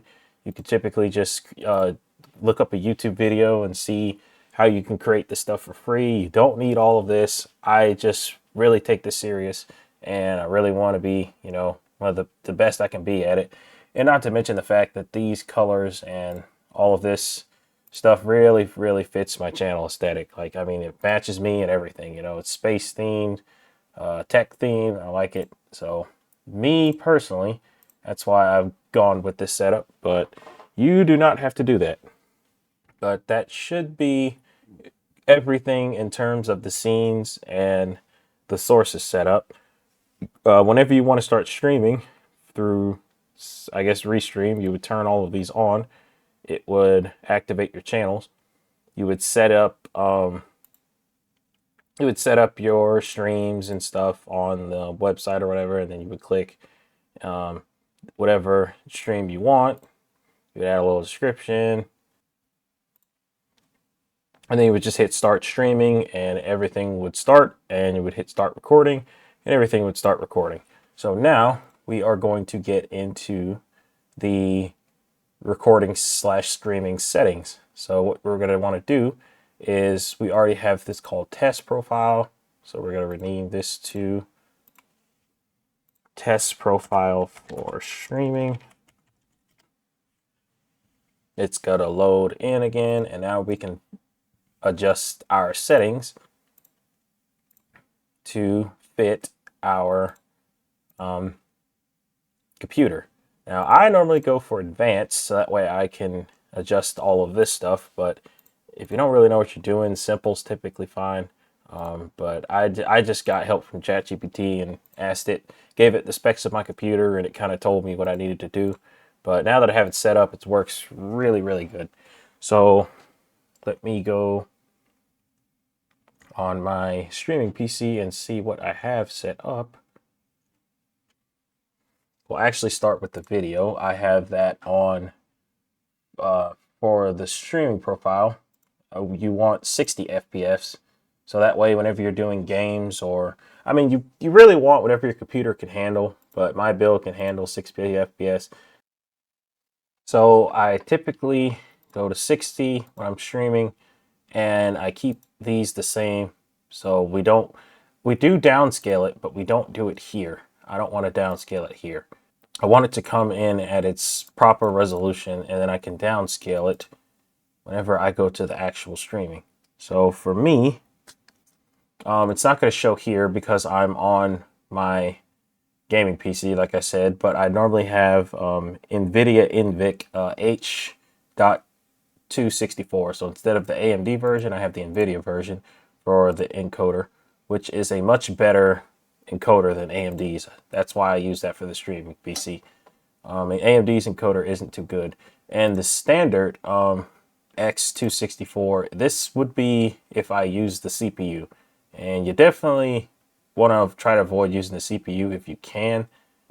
So here we're just going to say AMD, but I use NVIDIA. But you could use whatever you have. Like if you only have a CPU encoder, that's fine. And then I rescale it here. So instead of rescaling it here, we are going to rescale it here. And I do bicubic, and I drop this down to 1280 by 720. The reason I do that is because whenever you're streaming, this is what most streamers do. They don't stream in 1080p because it's really, really intensive on your system to stream in 1080p. And most people watch streams on, their mobile devices. So this is going to be fine for streaming. Now, if you were recording, which we're going to get to, then it'd be a different story. But this is our streaming profile. So this is what we're going to go with. And then I typically do around 8,000 kbps. I have two. You don't really have to know what all of this is. Bit rate is basically just how much data your stream or your video sends per second. So you don't want it to be too high, because too high of a bit rate, it's going to really hurt your stream. The higher the bit rate, the more data, the clearer the video, but you kind of want to go with what your internet or your computer can handle. Mostly your internet. And while I have Starlink and it's decent, it's not like it's fiber, so I just keep it kind of low. I do keyframes at 2. I keep the preset on, well, it's different for AMD. So if I had it on NVIDIA, I normally keep this at slower, which would be a better quality. And then it would have tuning, which I do high quality, multi-pass mode, 2 passes, profile high. It's a little different for AMD. You basically just want to get these to the level that your computer can handle. I'm going to be honest, I just ChatGPT'd all of it because I didn't know what all of this meant. But that's how I got it done. And then on the recording tab on my NVIDIA card, it kind of looks similar to this. So I just did the same thing, but over here. Looks different here on AMD. But like I said, you can kind of look up the specs of your system, or like I said, just put in ChatGPT and it'll kind of help you figure out what you need to do for your recording and your streaming settings. And then I just left these alone. So then you want to hit, when you're done with everything, you want to hit apply and then OK. I'm not going to do that because I don't want to change it on this computer. And once you've saved it, it will be saved in this profile. So for your test profile for streaming, all of those settings that you have put and hit here will be saved. You can also put hotkeys and stuff for, like, say, switching scenes or turning off different things. That's what I've done on my other one, but we're not going to go into those details. So then you would want to hit new, and then you would want to say scene for recording, and then it would open up another scene. Oop, not scene. It would open up another profile, sorry. So actually, let me rename that. Not scene, but profile for recording. And now you'd have a different profile that whenever you say file settings. Okay, yeah, so whenever you say file and settings, I kept the resolutions the same, but this time instead of 60 FPS, we want it to be in 30 FPS. So I hit apply, and then I go to output, and I kind of just set this up as the same for my other ones. It doesn't, whenever you're doing your recording profile, the streaming one doesn't even really matter anymore. because we're not going to be streaming. This profile is simply for recording. So this is the only one that really matters. And you just kind of want to copy the settings of your other ones. You can turn up the bit rate, I would say, because you're not going to be streaming. So it's not going to be as intensive. So you can just turn up the bit rate, or you can adjust some other settings. But this this one is mainly just for adjusting the FPS, because you can't do that midstream. So you really don't want to be recording at 60 FPS all the time, because that's going to eat up your memory. But you also don't want to stream in 30 FPS, because then it's not going to look as good. So that's why I have two different profiles. And then if you want to decide where your streams or your recordings, I will say, where your recordings will be saved, you would click here at the browse, and then you can select a folder to save it in, and then it will save it. And I'm not going to save any of this. And one more thing, if you do go the route of restream and your docs disappear, they're not gone. They're right here. All of your docs are here. So if you ever are missing one, you close it out, you go to docs, you click it, and here they are. You have all of your stuff again. It took me a minute to figure out how to reopen this stuff, but it's in here in docs. And I think that covers everything for OBS. That should teach you how to set it up and make it look nice, you know. YouTube is your greatest resource, but if you have questions, feel free to ask me in the comments. I know it's a lot, but I definitely want to make sure that you get whatever you need out of this video. So like I said, if you have questions, make sure to ask me. The next thing we are going to do is set up our Discord, so that way we can properly hear our teammates or silence them if we choose to. Because while we have it set up in OBS, we don't have the audio routed properly in the actual app yet. We'll go ahead and set it up in the app and make sure everything is running properly. So let's go ahead and move on to that. So for the next part of this tutorial, we're going to be downloading Discord. Now, you can do this through the browser, and I'm going to show you a way on how to do it, but I like to use the app just for simplicity. So what you're going to do is click on download for Windows, and your download should start. Shouldn't take long.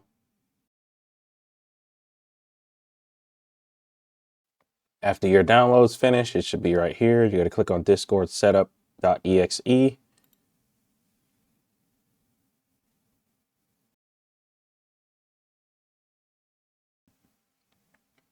Now it's downloading all of the updates it needs.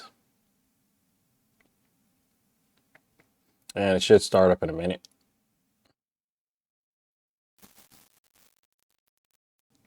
And you just click there to open up the app, and now you have the Discord app downloaded.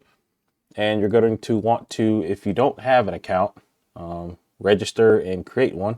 However, I have my YouTube account, so I'm going to be logging in with both of those. And here we are. I am now in my Discord, and I am inside of my server. Shameless plug, if you feel like joining and staying up to date on everything going on this channel, join my community server. It's a pretty cool place. But that's beside the point.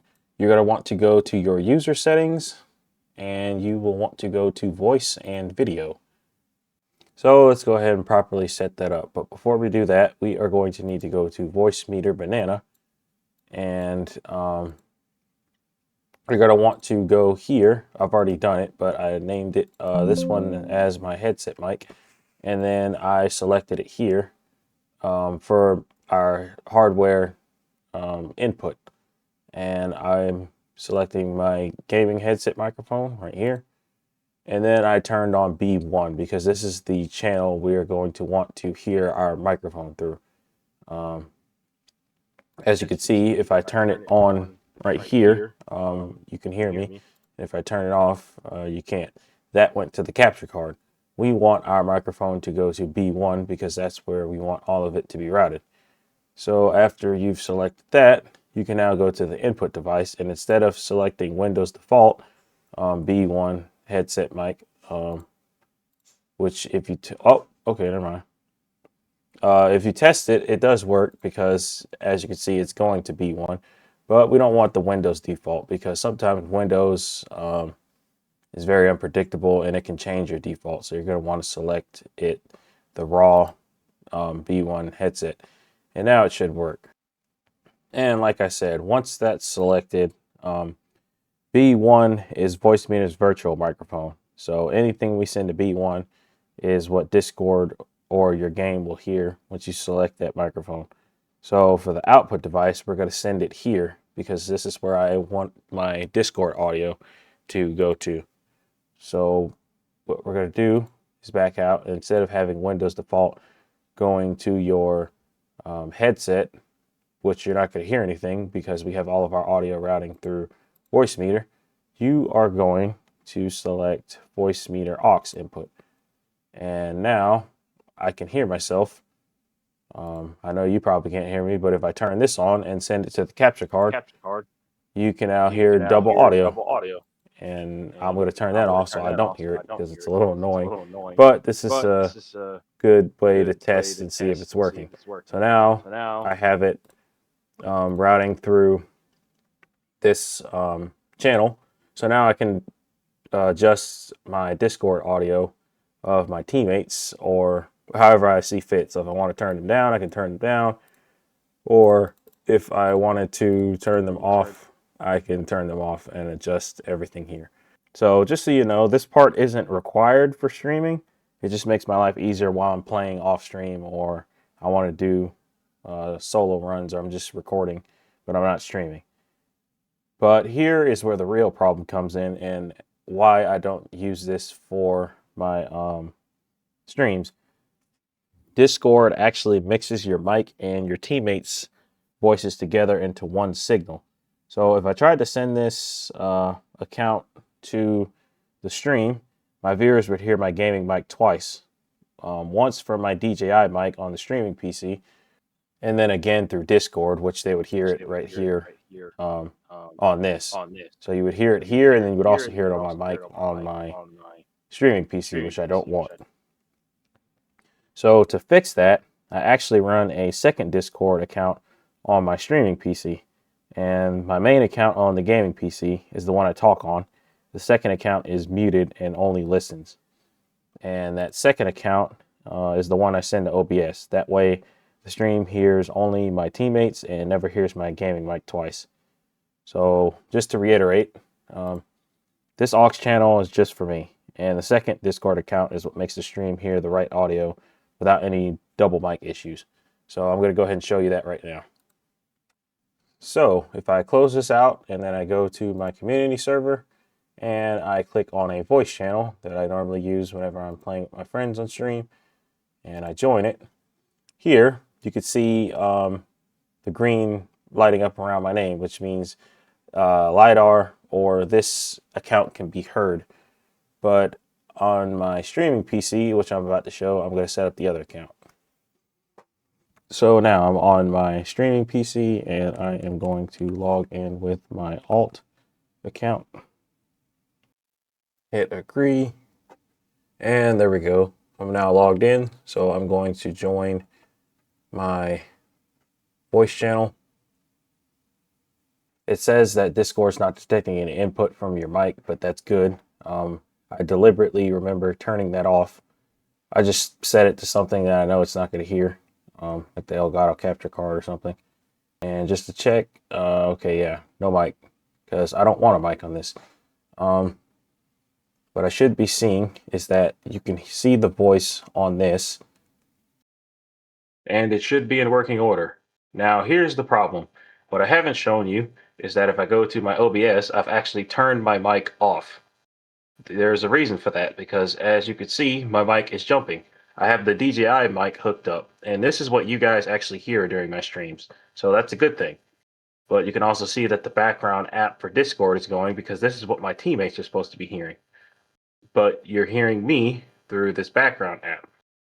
And if I had the mic on, as if I was streaming, this this is is the mess that you would hear, and this sounds absolutely terrible because why? You're hearing audio from the Discord, and you're hearing audio from the microphone. So how do we fix that? What we do is we go to Discord, and we actually mute our main account from our SPC. This is on the streaming PC. We mute this main account from the streaming PC, but we don't mute it from the gaming PC, otherwise known as the main PC. So I'm going to mute this, and then I'm going to turn back on my microphone on my streaming PC side so that way you can hear me. Now you're hearing my DJI mic, which sounds better. That other mic, that was actually the microphone of my headset, so it's a little lower quality, but it's good enough for game chat. This is my DJI mic.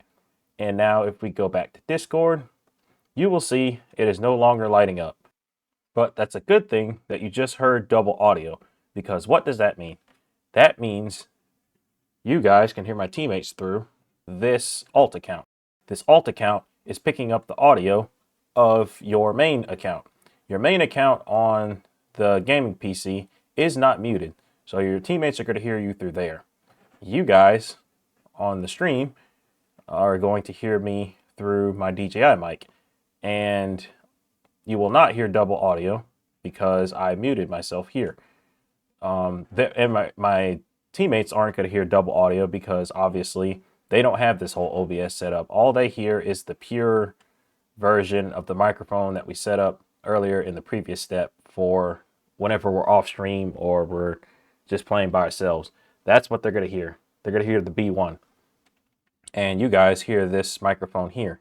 So that helps us get around that issue of hearing double audio and also having the Discord audio baked into the stream. Because now, if I want to turn off my Discord audio, let's imagine I have some teammates talking, so this bar is going to be jumping. All I have to do is hit that right there. And now if my teammates get a little too rowdy, or I really don't want to hear them talking, or send it to the stream, or I don't want my stream to hear them talking, I could just turn it off here, and now I can hear them, or vice versa. This is not a good idea, but say if I didn't want to hear them and I still wanted my stream to hear what they were saying, then I would turn it off on the main PC end and leave it on here, but that's really, really bad streaming etiquette. You never know what people are going to say, so you always need to monitor what they're saying. So this is more of a help for just making sure that if I don't want them to be heard in my stream, I can turn it off here, and you guys are still going to hear me, but you're not going to hear them. So that was my workaround for the issue I ran into. And now my Discord works amazing. I have no issues. This alt account's running, and I can have hundreds of people in here in the Discord. If it gets too crazy, bam, just cut them off here, and you guys can still hear me perfectly fine because I have the better quality microphone. So this is the one that you are going to hear. What's cracking, everybody? It's your boy LiDAR, just in his streaming attire. I'd figure I'd go ahead and show you the actual setup of the real setup of my streaming stuff, versus the tutorial I did. Because some things didn't translate properly, and I figured, well, why don't I just screen record the actual streaming PC and show you everything that I have. So this is the real deal, people. This is the real deal. So we can start off with my starting soon screen, which has my theme song. Sounds pretty nice in my opinion. And I have my chat up here in the corner, along with my handles down in the center. And on the sources, I have my theme song, and I also have the actual overlay itself, the chat overlay. I typically keep let's just say I have starting soon, but I also say check FPS, because I need to make sure that I'm in the streaming profile, because one time I went to stream and I had on a recording profile, and that was no bueno. We ended up recording it all in 30 FPS. So no, the stream wasn't 30 FPS. That is not good. So That's why if I switch to my recording profile, I've actually taken this off. So now I don't get confused. So now my streaming profile is the only one that has the chat and the ability to start the stream. And I have a buffer in between each of these scenes, which is basically just a black spot with no sources or anything else. That way I don't accidentally say if I'm on my starting soon screen and all this clustered together and I accidentally click it. If I don't have my mask on, I'm in trouble. So I put a little buffer there, but I typically avoid that because as you can see, I also have hotkeys. So Control 1 will take me here, Control 2, Control 3, Control 4, you know, etc. So I got my hotkeys, and I also put a reminder that this is a live screen with a microphone and a camera on. So it's more incentive for me to be careful. And I can't remember what I did S and M for, but I have it there. So here's my full talking scene, which is basically the scene I do whenever I'm opening up my stream or I want to talk to my chat in a more broad picture, such as I have been doing with you in general. You can see pretty much all of the lab. You can see everything there. You got my chat messages up in the top left corner, and also alongside my overlays, which help keep track of who's subscribing. You could probably see it better here. Like who's subscribing. Thank you to Cat150Cat. That was a while ago. They subscribed, and I guess this is me, but I think this came from OBS when I was doing a test stream, and it shot that to there. We'll get back to this scene later, though. I have a lurker sound effect, so if I hit F7, I get a little reminder. Well, not reminder, just a thank you for the people who sometimes they join my stream, but they don't really say much. But I definitely can see them. You know, you can see how many viewers you have in the chat. If this thing will actually load, let me close it out and reopen it. There we go. Now it finally wanted to load. So yeah, you can see how many people are here and you know what's going on. I don't know if it will work if I type a message.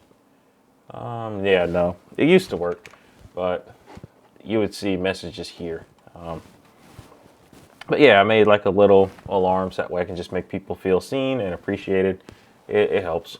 I got my mic set up here, so you can probably see that jumping, but I actually have it on my NVIDIA overlay right now, so that way you can hear me talking, because I can't screen record in OBS right now or else it's just going to pick up all of this stuff, so I had to get a separate one. But that's beside the point. I got my chat overlay, my alerts overlay, which just is this, and also has the audio for it. My webcam, if I cut that off, I don't get anything. If I cut it on, I get something. And I also set hotkeys for that as well. So that way I can, at a hand's notice, either turn my mic off and my webcam off, or I can cut them both on. Very important to have, there we go. Very important to have. And I always cut it off before my stream ends and stuff, so that way I don't accidentally dox myself. For my gaming wide scene, this is where I would normally be playing my games. You guys would see me in the corner right here, and I would have my games on the screen or whatever else is going on. Currently I am editing this video, so that's what you see. So we're good there. And I have the lurker sound effect. I got my mic overlays. Like I said, I put them in folders. So the foreground was basically the stuff in the front on top, and then I have my webcam, and then I have the background stuff along with my music overlays. And I put 2 color sources. It's basically, I think I just put 2 blank screens here, so that way it would cover up the I don't think I need one of them, but I did it so it would cover up the background of the actual capturing of the music. Because see, this is the screen I use for my music, and if I have it here, In OBS, it would actually show that if I turned off all this stuff, which I really would never need to. So that's kind of, this might be outdated, but I still have it there nonetheless. And then I have my Discord stuff, which would be captured here. So just for a test, I can play some music. You can see it working as intended. So that's what's up. Then we have my talking scene. I can talk to my chat. You guys can see me here. And you can also see the game screen in the bottom left corner. So my chat would be going live here, and my subscribers and all that would be here. And then I have another buffer and a be right back screen, which just shows my handles again, chat, and my stream activity. Another buffer, and then stream ending, which has my ending stream song, which I certainly like, because LiDAR cannot be on stream all the time. He's got to go. So this is what I do whenever I'm ready to end my stream. I just have this playing, and people are talking, saying how much of a great stream it hopefully was. But that's pretty much it. And then I have a tutorial scene. I think I do this for, yeah, this is for like whenever I was showing you guys the stuff I was doing on the GPC. See, it's basically just the Elgato capture card. The Elgato is just basically a display capture that shows another computer. So if I put a display capture on this one, well, I don't even have to do that because you guys, I'll do it though. If I add a display capture and I set it to this computer, yeah, you're going to see everything that's on this computer.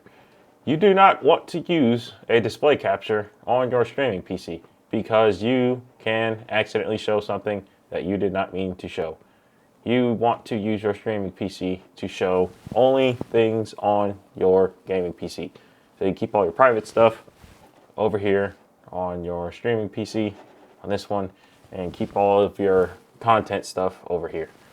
So definitely don't recommend display captures on here. That's why I don't have any. That's why I'm very skeptical to add them, because if I forget it and I show something, I'm in trouble. And then I got my lab of LiDAR scene. All of this stuff is pretty much extra. This is just for whenever I'm recording my videos. I got my music stuff, which basically is not necessary.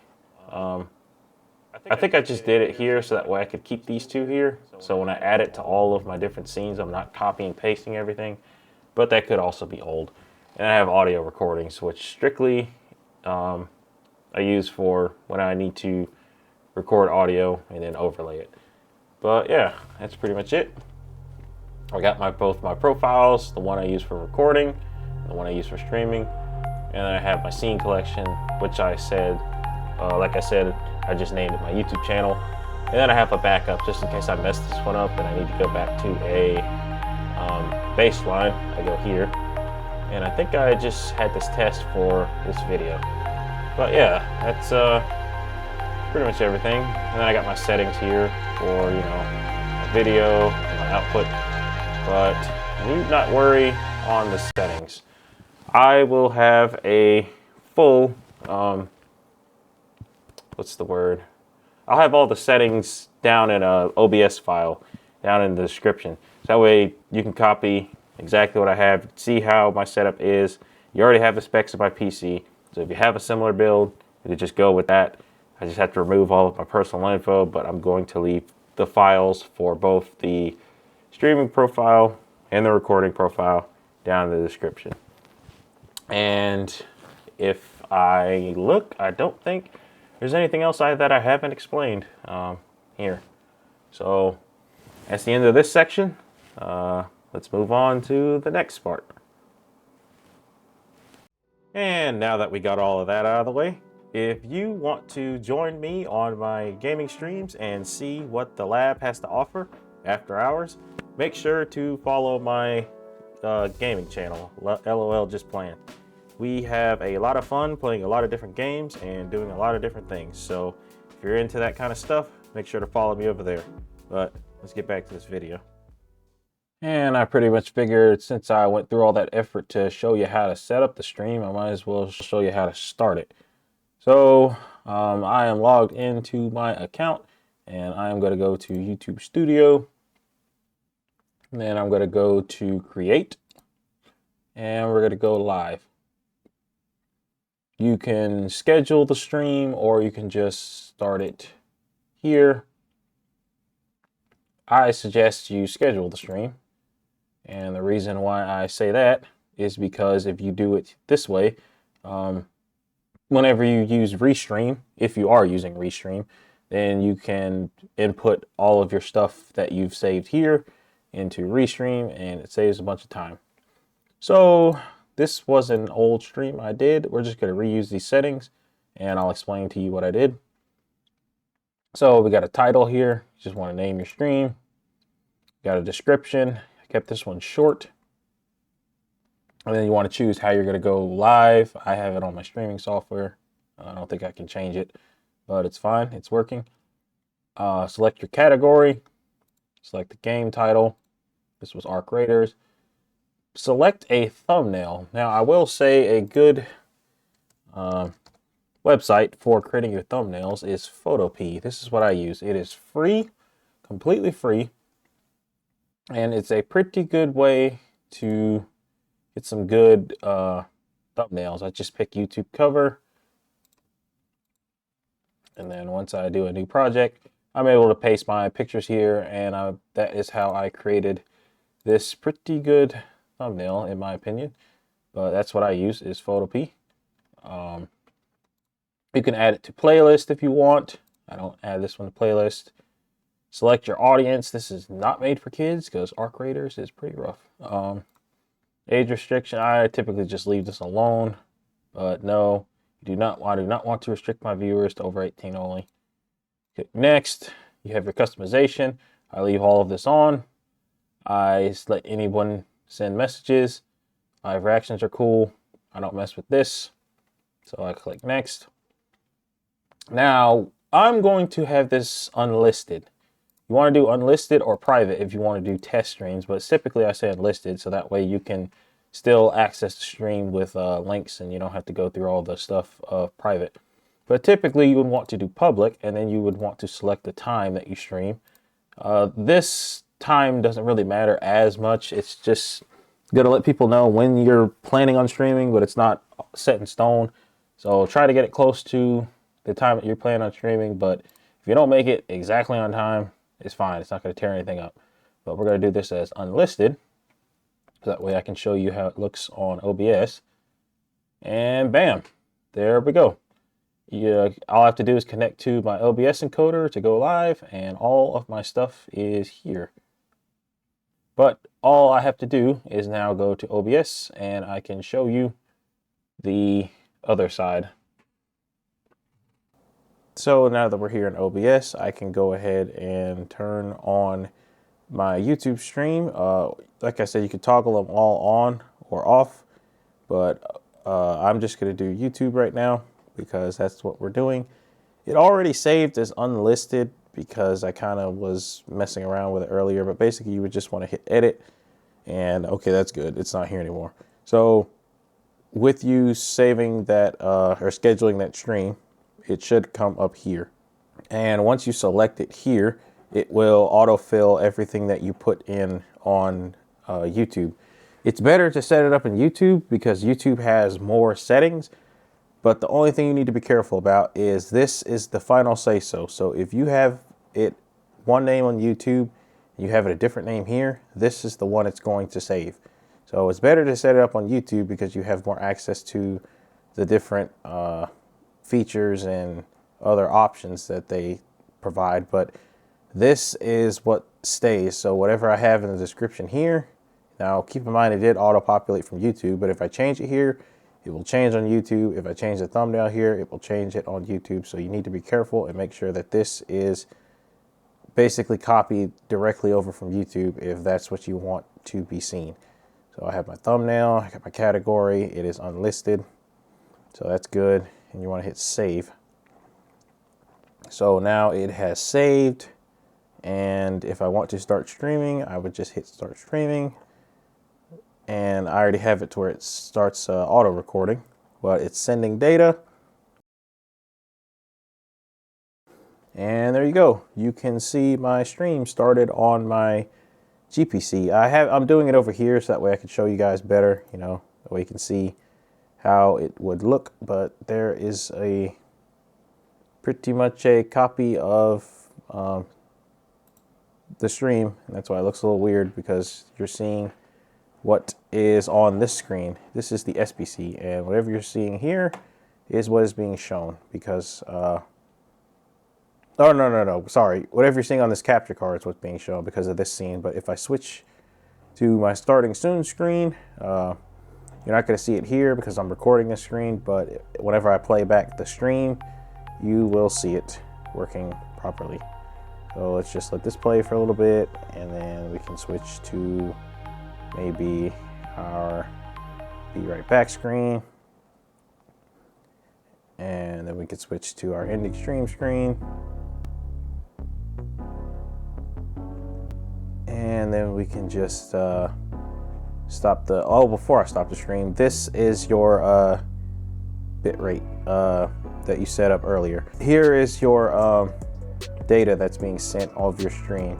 And this is how long your stream has been going, the little blue circle.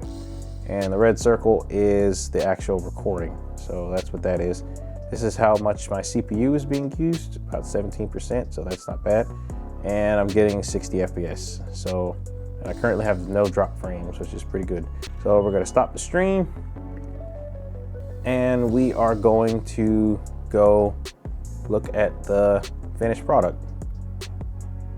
I will say that the stream did end because I hit stop streaming on OBS, but sometimes you have to hit end here to force it to officially end. There you go.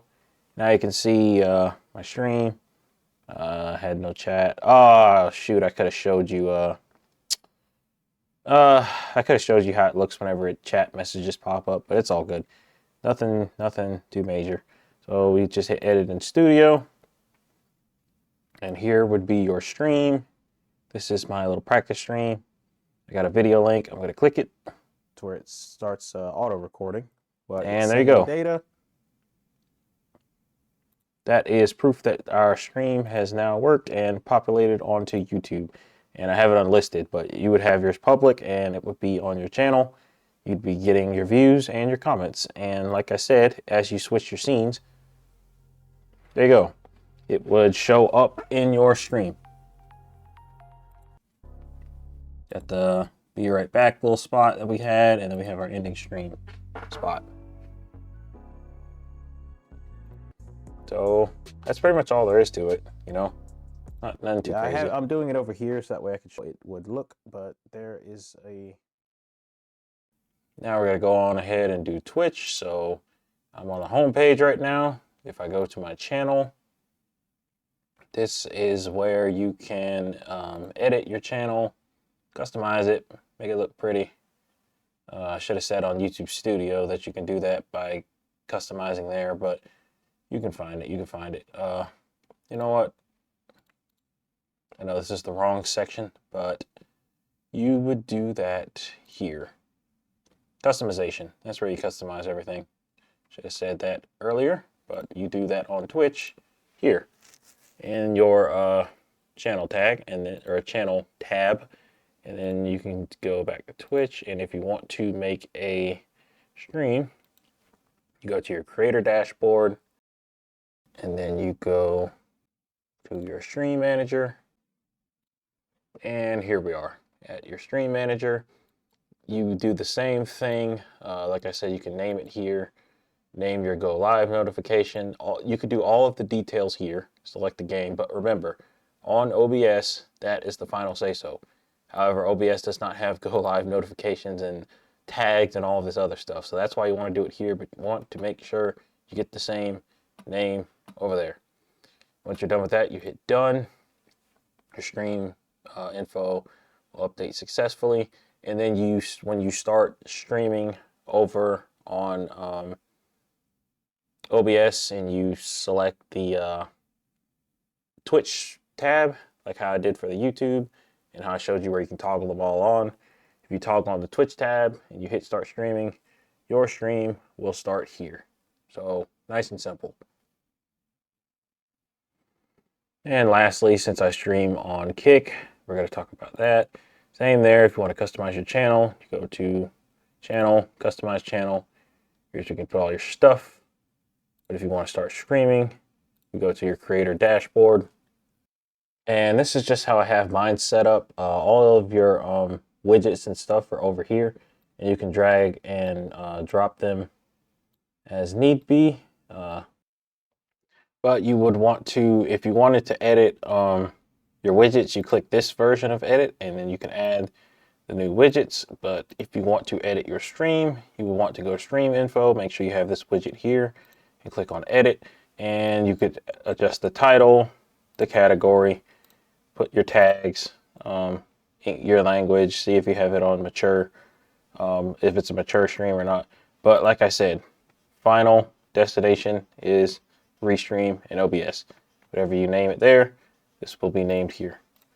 And then, like I said, once you start your stream on the Kick tab, then boom, you're gonna start it here and you will see your stream start here. So basically that Restreams channel tab allows you to start streaming at 3 different places, all with the click of one button. So that's another reason why I like Restream. And if you had 5 channels, if you had that plan, you could for some reason streaming at 5 different places. I mean, you're built different than me, but you can do it all at once. So it's pretty cool, pretty nice, and pretty sure that's everything. At least you know the basics. Now you know how to start your stream. We got you set up right, so that's that. Alrighty, now I'm going to show you guys how I set up my ability to screencast from my laptop. So that way, whenever I'm doing study streams or I'm teaching, you know, I'm needing to write on a whiteboard, I do it coming from my Surface Pro. I have a Surface Pro 9 and I screencast the screen off of that onto this screen right here. This is the SPC, the streaming PC. So I'm able to do that wirelessly with no wires or anything. And it's using a pretty cool tool called NDI tools. In order to do that, you're going to want to have to download it here from Windows, and I already have it downloaded. So you would just hit, you know, save, start the download, and then once you have that downloaded, you would go to right here, click it, open it all up, do the setup, and your setup would be right here. Accept the agreement. I confirm, I understand. I do not want to share extra data. No need for that. No, thank you. And then you would just hit next, and it would start installing. Also, I should say that, I mean, you can automatically, it'll automatically update. I'm not going to go any further since I already have it updated. But if you haven't updated OBS, you can do that. You do it by going to OBS and then hitting on your help and then check for updates. But it should automatically update it. I'm not going to go any further, but on the next screen it will. So let me cancel this. And after that is downloaded, you will have this icon populate the screen. And if you click it, this is how it looks. Now, the easy way to do this is, I mean, you're going to have to also do this on your laptop as well. The easy way to do this is to, once you've downloaded this on your laptop, you would click Screen Capture, and a pop-up would briefly come on the screen saying that your screen is ready to be captured. But you're also going to want to download OBS on your laptop. I'm pretty sure this should work. I haven't tested it. It works on mine, but I haven't tested on every single computer or what you have. So I would also download OBS over there. You can check my previous section for how to do that, and I'll show you another way to do it. But essentially, let's assume this works. You would click Screen Capture on the other computer, and then it would say it's available to screen capture. And then you would want to put plus and you're going to want to add a NDI source. This is new. This is their own proprietary new, what is it called, source. Yeah. So you would click on this, and then like I said, I have a Surface Pro 9, so we're going to rename this Surface Pro 9. Hit OK, and then let me go ahead and just wake it up. I gotta log in. Okay, there we go. And now you have your source name, and boom. If you have it working this way, say I click this on the laptop and it worked, this is the one for the laptop. That's the one I use, and then this is the other method I show you. But basically, boom, you do that, and you have a working screen recording. Open up Whiteboard like so. I could basically, I would have my whiteboard here in the corner, and my camera would be right here on. I don't have it on right now because I'm not dressed. And then I would just start up a new whiteboard, hit X, and boom. There is a small delay, but it works. That is great for if, you know, I wanted to show you, you know, doing my like calculus streams or doing anything like that. So I really like using this thing. I did not spell that right, but it is late. We ain't gonna worry about that. You know what to do. But all right.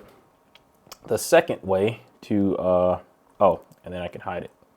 The second way for this is how I did it the first time, but I didn't really even notice I could do this, so that's why I didn't do it this way the first time. But actually, I can show you now that I have this. So now you can actually see the laptop. That is the laptop.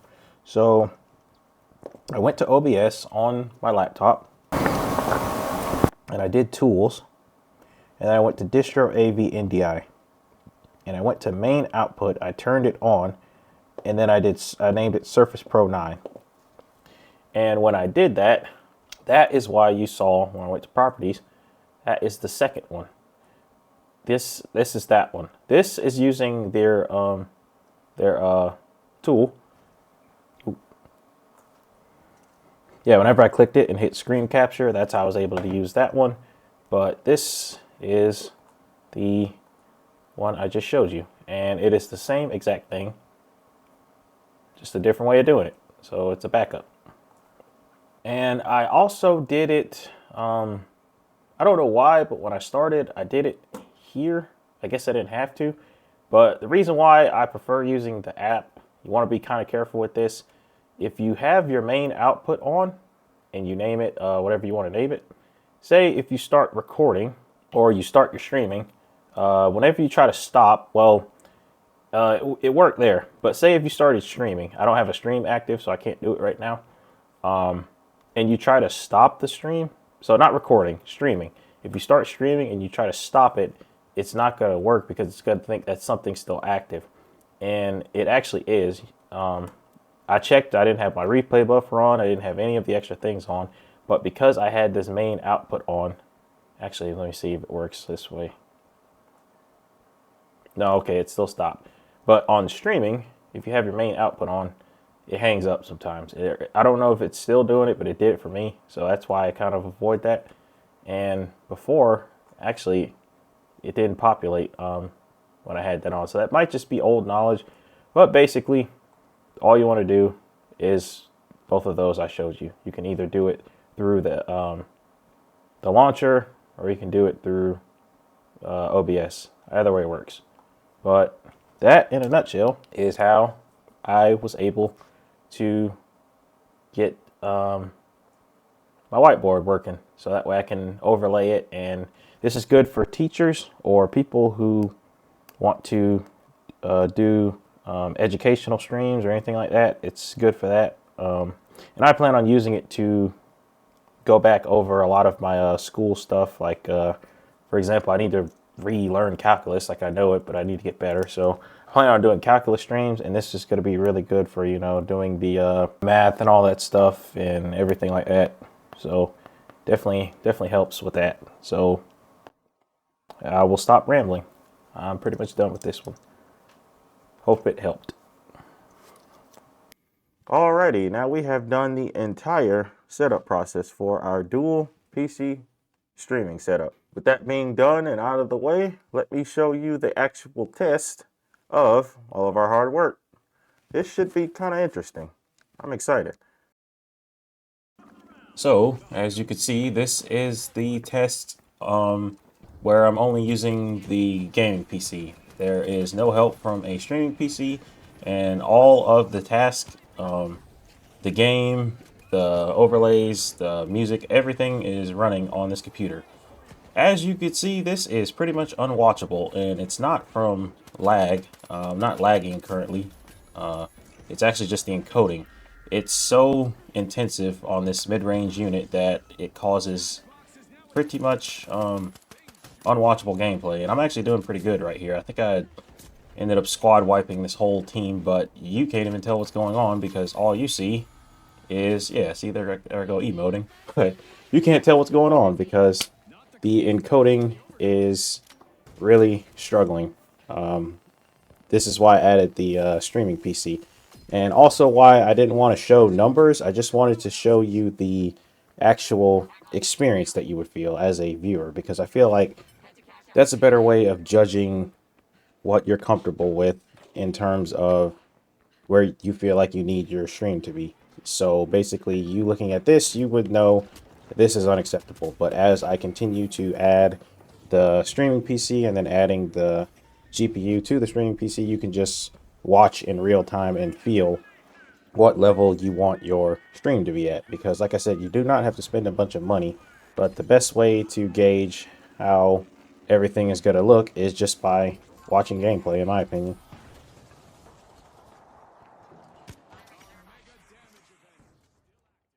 Okay, so now we've moved on to the stream that has the gaming PC running the game, and I've also added the streaming PC. And I'm just going to pause it right here because, as you've noticed, we have improved the quality quite a bit. It's not completely skipping and dropping out frames as it was before, but you can kind of see where it's a little blurry. Now, this is still somewhat acceptable. I mean, it's not absolutely terrible.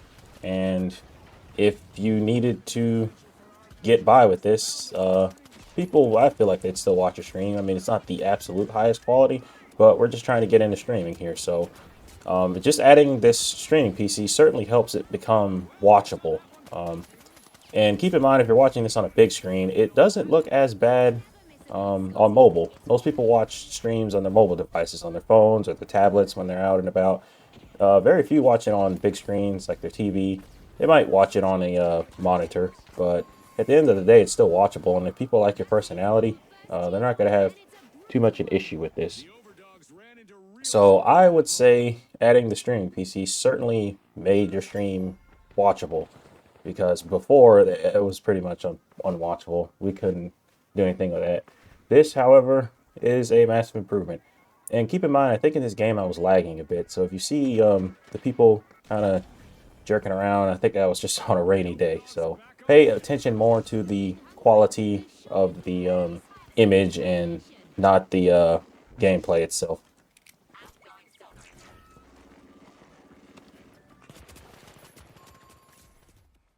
And finally, we have the gameplay using our gaming PC as well as the streaming PC with the 3050 attached to the streaming PC. And as you can see, it is much more smooth, much more clear, and this is a pretty high quality stream in my opinion. It isn't absolutely top tier, but like I said, I am not a full-time streamer that has thousands of dollars to throw at this setup. But in my opinion, this is really good. And if you look at it on your mobile device, it looks pretty clean. You're not getting nowhere near as much stuttering or anything like that. It definitely doesn't look like the first stream, and it does improve the quality of the image from the second example. Because in my opinion, the first one just struggled with complete frame drops, and that was what made it unwatchable. And then the second one, it just was more so the image quality. But this one really spruces it up, and you can also notice The fluid movements are improved much more in this example. Everything looks nice and clean, and it actually doesn't even look that bad. I'm watching it on my monitor right now, and for me recording this in 720p, 60 frames, even on a monitor, it doesn't look bad. I certainly would watch this. So kind of use these three examples to gauge exactly what your stream could possibly be like, depending on your hardware and what you add to it. That's the reason why, like I said, I didn't want to use numbers, because if I show numbers, you're just going to pay attention to what the specs of. You're just going to pay attention to more so the specs of what's happening and not the feel. Streaming is about a feel. You want your viewers to feel good when they're watching you. And that not only helps, your personality not only plays into that, but as well as the quality of your stream based on the eye test. You want to focus on the eye test. That's a lot more important than getting bogged down by specs and numbers. So looking at my three examples, you can pretty much see exactly what your tolerance level would be. And hey, if you only got a mid-range PC, man, don't give up on streaming. Try to see how you can make it work. Maybe there's certain ways that you can optimize your system. Maybe you can not have as intensive overlays as I have, because that does require a good bit of bandwidth to it. There's different ways to improve your system, so always do the best with what you have. I'm just showing you the different examples of, as you improve your gear and your setup over time, how your stream quality will improve. But no matter what level you're at, you can become a streamer if you want to be. It just takes dedication and consistency. There have been many YouTubers and many famous streamers who started with much less than I'm starting with now, and they've become quite popular. One of my good examples I like to use is Queso, and I really like Queso. So, good example right there. You do not need a top tier system in order to make it here. Just need consistency and belief, man. You can do it. You can do it. Anyone can do it.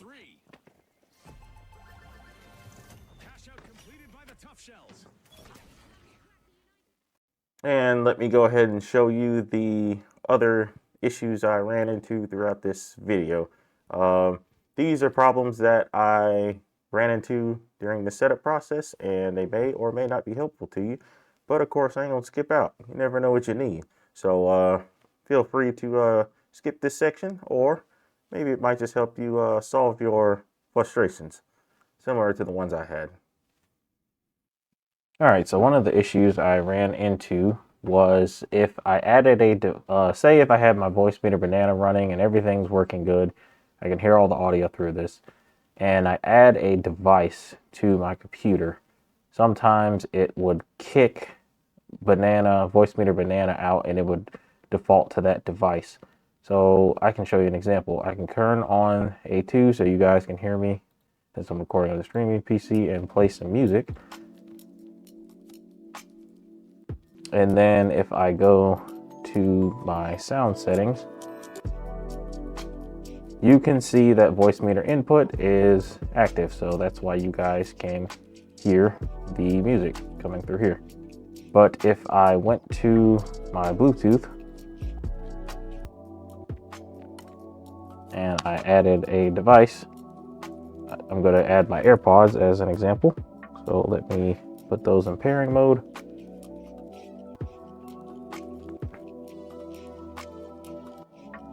And I select my AirPods. There we go. I have added it, but you can see that the music stopped. And that is an issue. If I click here, you can see that we are still playing.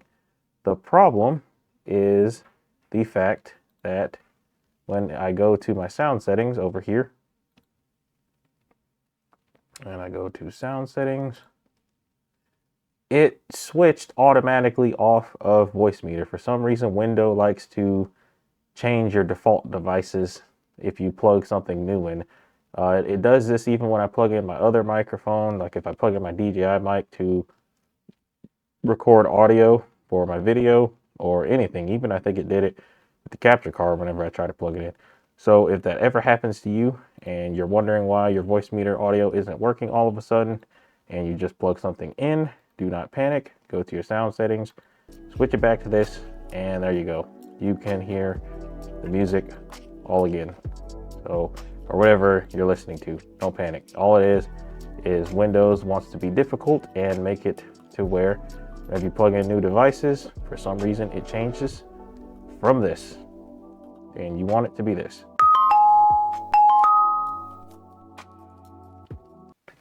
Another problem I had was my inline cable did not show up. Whenever I plugged in my inline cable into my GPC and I wanted to set it up so I can hook it into Voicemeeter Banana, like I do where I have it right here, I actually couldn't even see it. So I went to my sound settings, and then I did more sound settings. And whenever I hit recording, this was not here.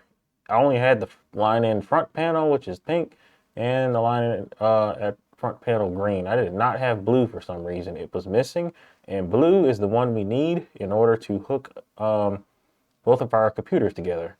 So what I had to do to fix that, after some extensive research on this one, was I went to Realtek Audio Console, which is basically how you can control audio in Windows. It's a little outdated, but it still gave me access to the ports I needed.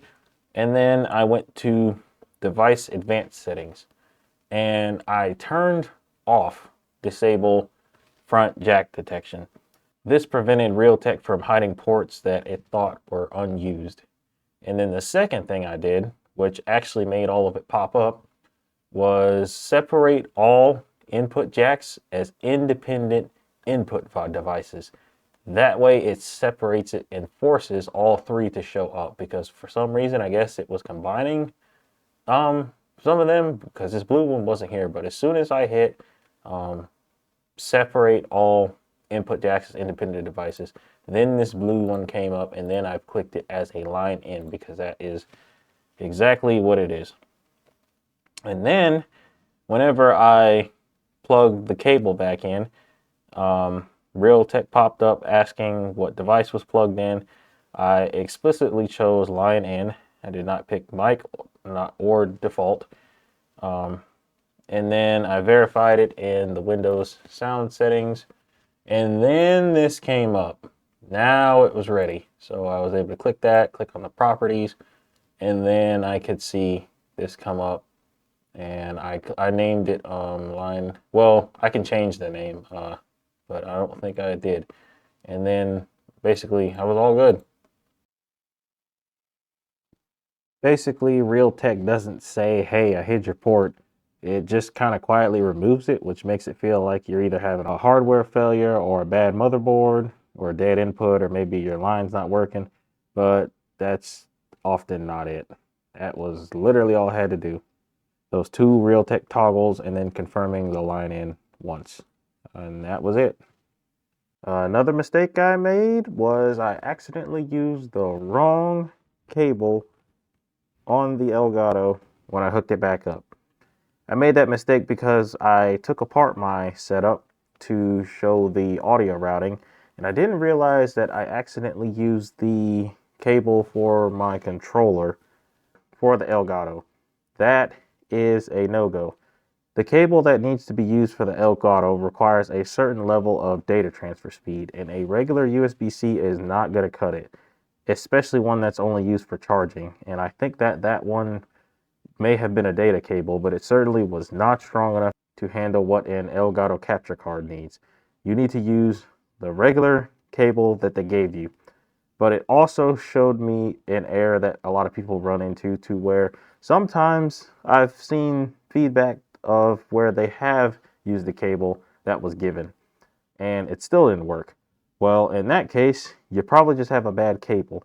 So what I ended up doing anyways, because I thought I had a bad cable, was I went to Best Buy and I bought a high-speed data cable that's pretty reliable. It's actually working for my Elgato. And because I already have it cable routed and zip tied, I was not going to undo that or drive it all the way back to the store just to, right my wrong. I figured I'd just use the Elgato cable as a backup, or as a data transfer cable if I need it for something else. But I just wanted to warn you because that was a nightmare to try to troubleshoot and figure out why was my Elgato working at one point and then it stopped working. And I'm getting pretty far along in this video, so I was saying to myself, please work. And it just turns out I had the wrong cable. So it's good to learn, and that's why I'm letting you guys know that LiDAR makes mistakes too. That's how we get better. Keep making mistakes. But I'm obviously telling you this so you don't have to make the same one I did. Pay attention to which cable you're using, people. It's important. I should also mention, if you get like a weird purple magenta screen whenever you plug up your capture card and power it on, typically that's just a handshake issue. I remember when I first plugged it up and I got that weird picture on my monitor, I thought my capture card was tore up. But all I had to do was unplug the USB-C from the capture card and then plug it back in. And I think I also may have powered. No, I didn't even have to power down my PC. I basically just unplugged everything from my capture card and then I plugged it all back in order to the specifications of what the Elgato capture card says. I don't exactly remember the steps it said on the box, but I just followed those and it reconnected and the screen looked correct. It was not no crazy colors. It looked good. So that was a handshake issue, which is basically just meaning that the data is not being transferred properly. The next issue I've already fixed, so it's not going to show it here, but I'm going to very carefully explain to you what was wrong because it literally almost drove me insane. For some reason, I had my entire Bluetooth icon missing, which it's actually missing now, so that's good. But I also had this whole section missing. Nothing, there was no way, for some reason, there was no way for me to adjust any Bluetooth settings. Like I went to sound set, I went to everything.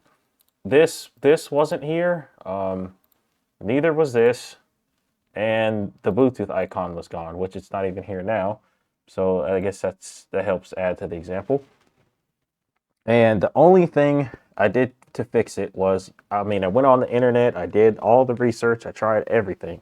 The only thing I was able to do that worked was I unplugged my system for 45 seconds. I actually left a comment on this guy's video because shout out to this guy, even though what he suggested did not work. So I ended up going to Google and Reddit, and I can't even remember who.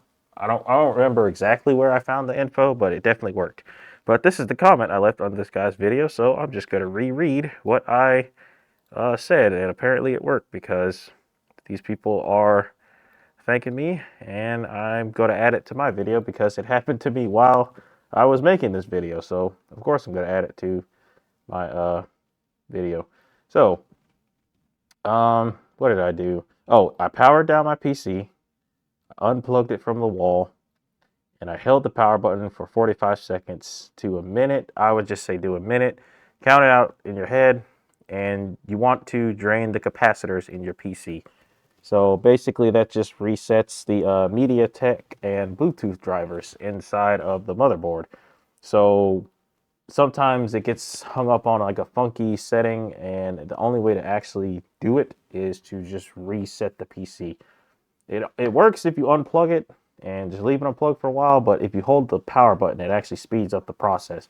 So you just want to unplug it, hold the power button, and whenever you do that, it should come back. And I was extremely happy because, you're going to go crazy not being able to hook up anything to Bluetooth, and you can't even use your headphones or hear anything. That was not fun, but that's how I fixed it.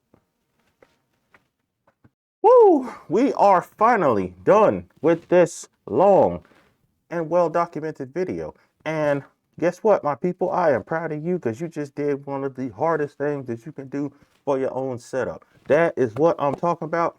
Good job. And my good people, do you know what all of this hard work, dedication, and time has accumulated into at this very moment? Who's ready for the montage? Ladies and gentlemen, you are now entering the lab after hours. So let's begin, shall we?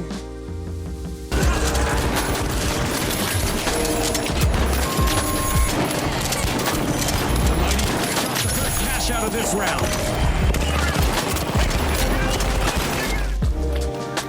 Oh, they're pulling up. They're pulling up. Zip line.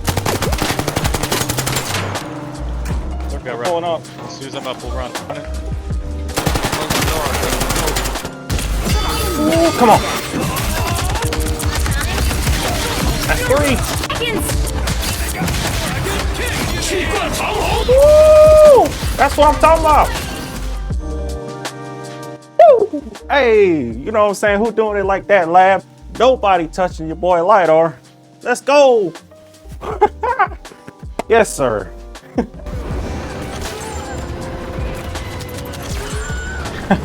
Wilhelm. Come on. There's another. And another. And him. Oh my gosh. Let's go. Hey, that one was nice. That one was good. All right, if you made it all the way to the end of this video, welcome to the lab. This was not a quick setup. Definitely wasn't a 5-minute tutorial, and it was not built overnight. I didn't want to just show you what I bought. I wanted to show you exactly how it works, so that if you decided to build something like this one day, you wouldn't feel lost. If this helped you even a little, that's a win. And if you're serious about building things the right way, not the fast way, you are exactly where you're supposed to be. This is just the beginning for me. This lab only gets more ambitious from here. This really just was a pretty interesting project for me. More of a slog on the editing, but man, is it gratifying to finally be done. And hopefully this is extremely helpful to you guys. And you know, it all comes together for you. I know that the PC market in 2026 is absolutely terrible compared to how it was when I was building my PC. I think I built it in 2023 and it was much cheaper to find stuff. I think the only thing that was kind of crazy on the prices were graphics cards at the time. But now with this AI boom and these crazy RAM shortages and SSD problems, it is really difficult as of right now to try to build your own PC. But don't let that stop you. If you can get, I don't care if you get your grandma's old computer, if you can get that thing running, try your best. That's all you can do. Like I said, I really appreciate the support and all of the love that I've gotten from not only this channel, but my other gaming channel, LOLjustplayin. Now that I'm done with this flagship, I can finally start streaming again a little more consistently.